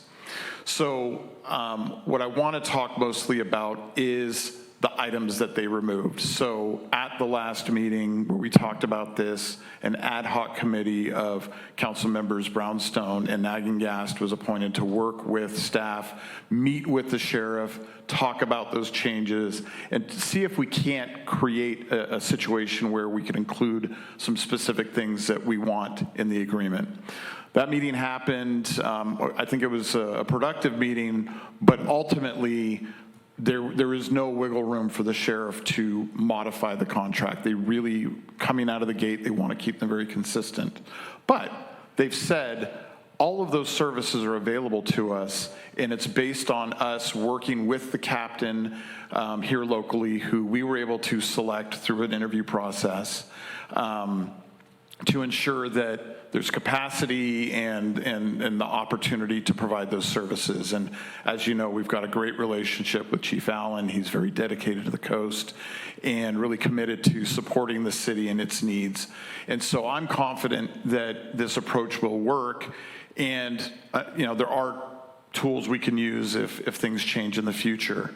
I do think it's important for us to continue to think about this contract, and if we move forward with approving it, we do have a public safety subcommittee, or we could create an ad hoc at some point to just look at law enforcement services in Half Moon Bay, what our needs and expectations are, do some public outreach, and just make sure that our relationship with the sheriff as it stands right now serves the needs of the community going forward. And I think that's just fair due diligence to do.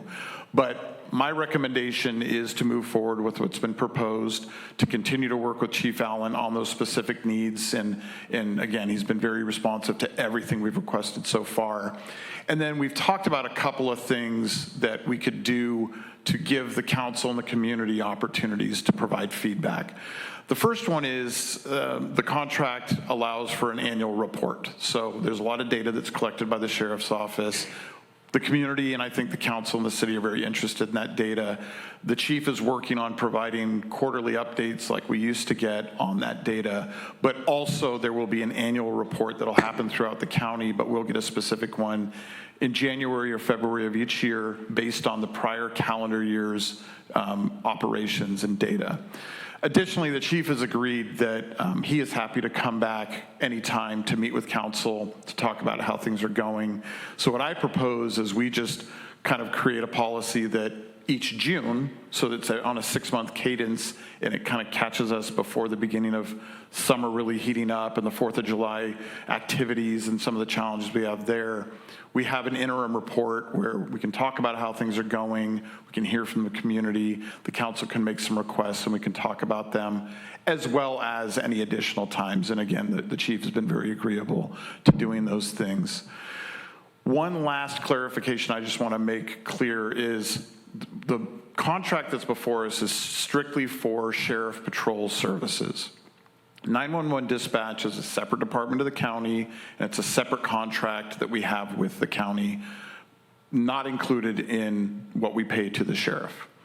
Additionally, as part of the contract, we provide the substation and everything that goes with it. So we provide the maintenance, the utilities.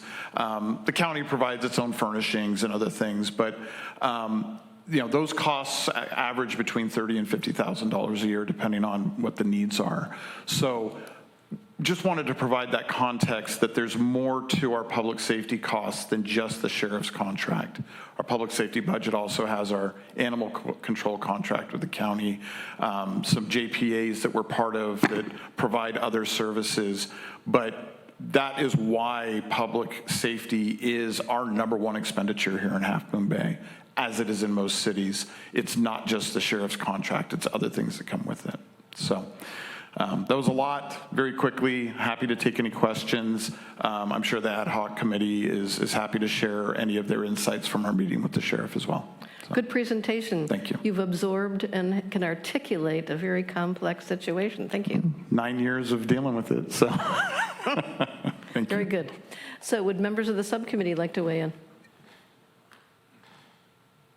Just, Matthew's correct. We, the first thing that came up were those list of specific items that were in the report earlier that aren't in the contract. A lot of those were hangovers from when the city removed itself from a local police department, made sure that those things were included part of the sheriff's services, and they are. But our concern has been, well, how does the community know those not only provided but acceptable to the community? And that's where this annual report, or the ability for the community and the council to talk about what's working, what's not working. So, and they're still doing their patrols and working in the major events that we have.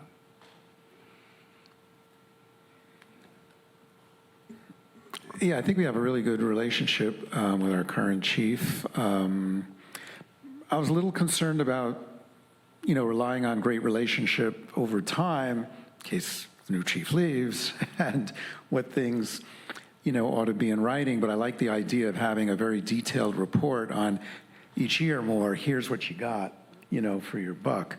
And see how that works, and then kind of compare, well, these were the things we left out of our own customized contract, and, here's what we got, and just make sure, that there's an alignment. So we do that, because there's just so many different things going on in the coast with weather and unexpected emergencies and stuff. And so on the other hand, there's a lot of flexibility. I really believe that, the chief's commitment, like, hey, I'll make sure things work and stuff.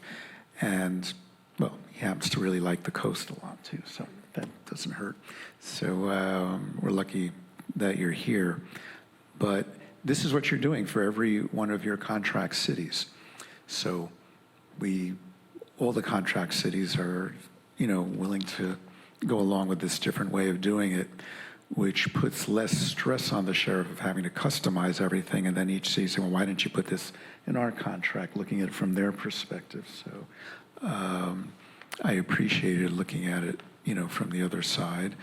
And yeah, I have a lot of confidence that this will work well, and we'll have continue to get great services.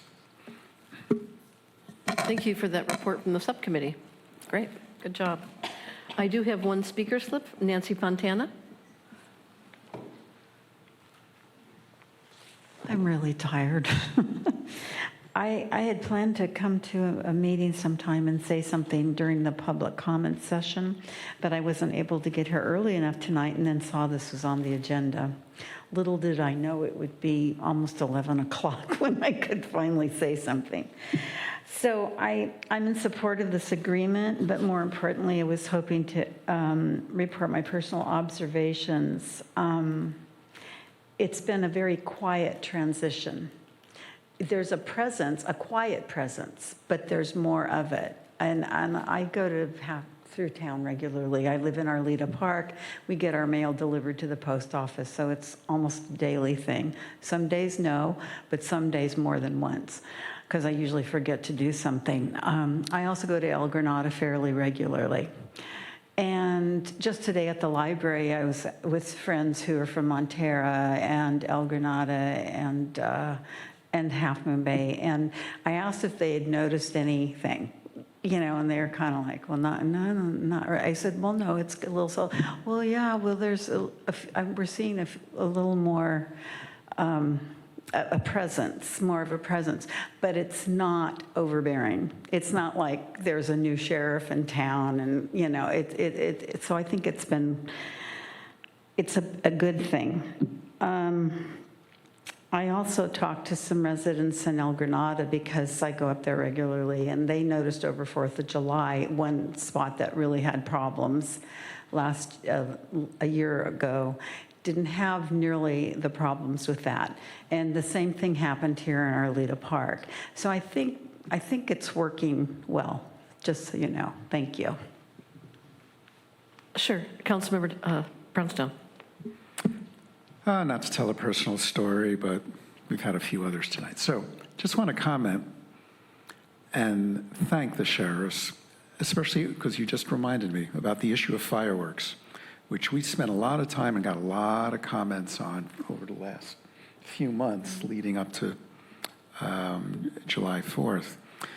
And this is the first time in 14 years that I've lived here that, well, before this, there was always at least a week worth of fireworks. I live in Miramar, near the beach, at least a week's worth of fireworks leading up to July 4th, and an extra week afterwards so they could use up all the fireworks, so they might not have used, right? And my dog, Nala, always just runs under our bed, right, during these fireworks. This is the first time I didn't hear one crackle. Nala was, thanks from Nala Center, thanks. This was the first time in 14 years that I didn't hear all those fireworks. So whatever you did, thank you. And the word got out, too, that, yeah, we were kind of serious about taking care of that problem, and that was a real issue for a lot of folks. So I think it's good to have as many examples as we can of how, and it was like you said, it was without some overwhelming presence or helicopters, roaming around trying to catch. I mean, it just, the message got out that we, there's probably a couple of kids who we caught, and word gets around on social media that, sheriffs being attentive to this. So, yeah, thanks for bringing that up, though. It reminded me. Okay, so Vice Mayor. Yeah, I hate to break up the love fest with a question, but the question is, why 6% when the cost of living has just gone up 4 something? Why do the sheriffs need 6%? It seems high. Yeah, and actually, it's 9% year over year. The 6% was the 24-25 to 25-26. Oh, this 9%. one is 9%. It's not just connected to inflation. There are negotiations that take place well before inflation hits that affect the increases to salaries and wages for deputies and sergeants and other staff. Also, healthcare costs, all the benefits, they have their own increases that are not tied to traditional inflation. And then they just have to look at the overhead costs. So the good thing is there's a very thorough reconciliation that happens at the end of the year that we're able to evaluate and review. And we always end up with quite a bit of cost savings at the end of the year. What percentage do we get back? Well, I can't give that to you in percentages, yeah. But it generally is $300,000 to $400,000 or more a year, and it's going to be higher this year. So, that's hard to predict, and we can't rely on it, and so we always have to expect we'll pay what's budgeted, but we can't control what those increases are. And that's where we have to, there's trust that they're going to negotiate fairly and to our benefit as well. So we're not negotiating the cost of the sheriff. What we're negotiating are the services that they provide. That's correct. There is no negotiation when it comes to the cost of the sheriff. Correct. Okay. Yeah. Thank you. Love fest over.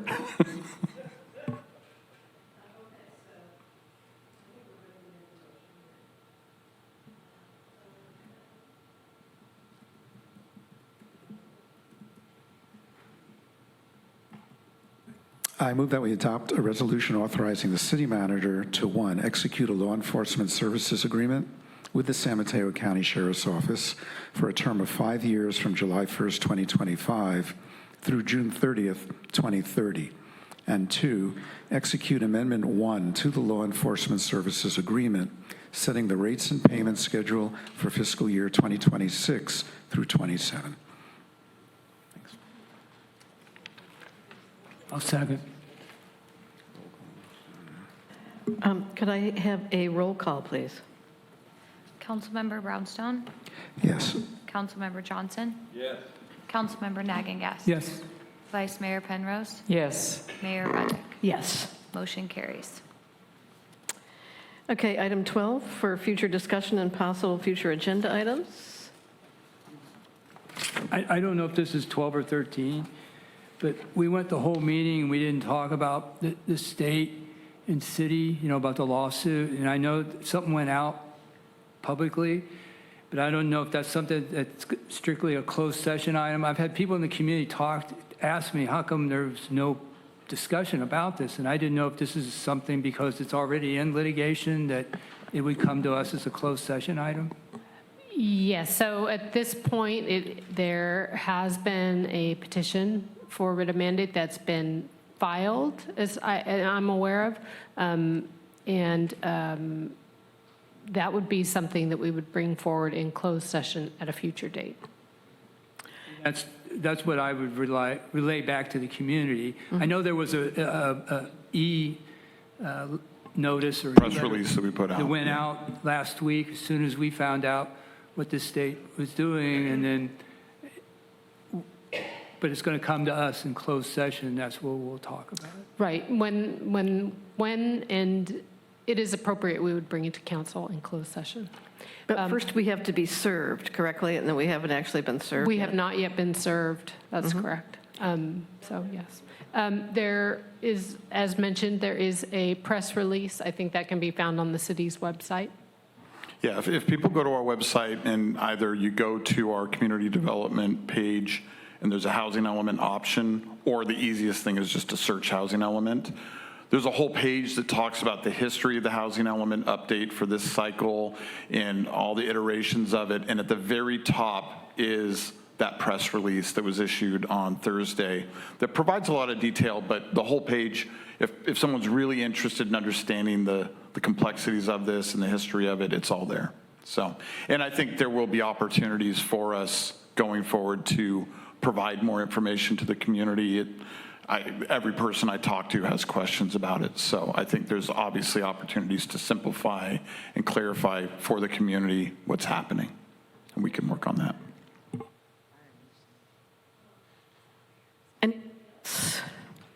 Any city council reports? Any city council reports? Hearing none, this meeting is adjourned.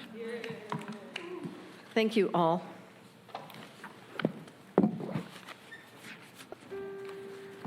All righty then.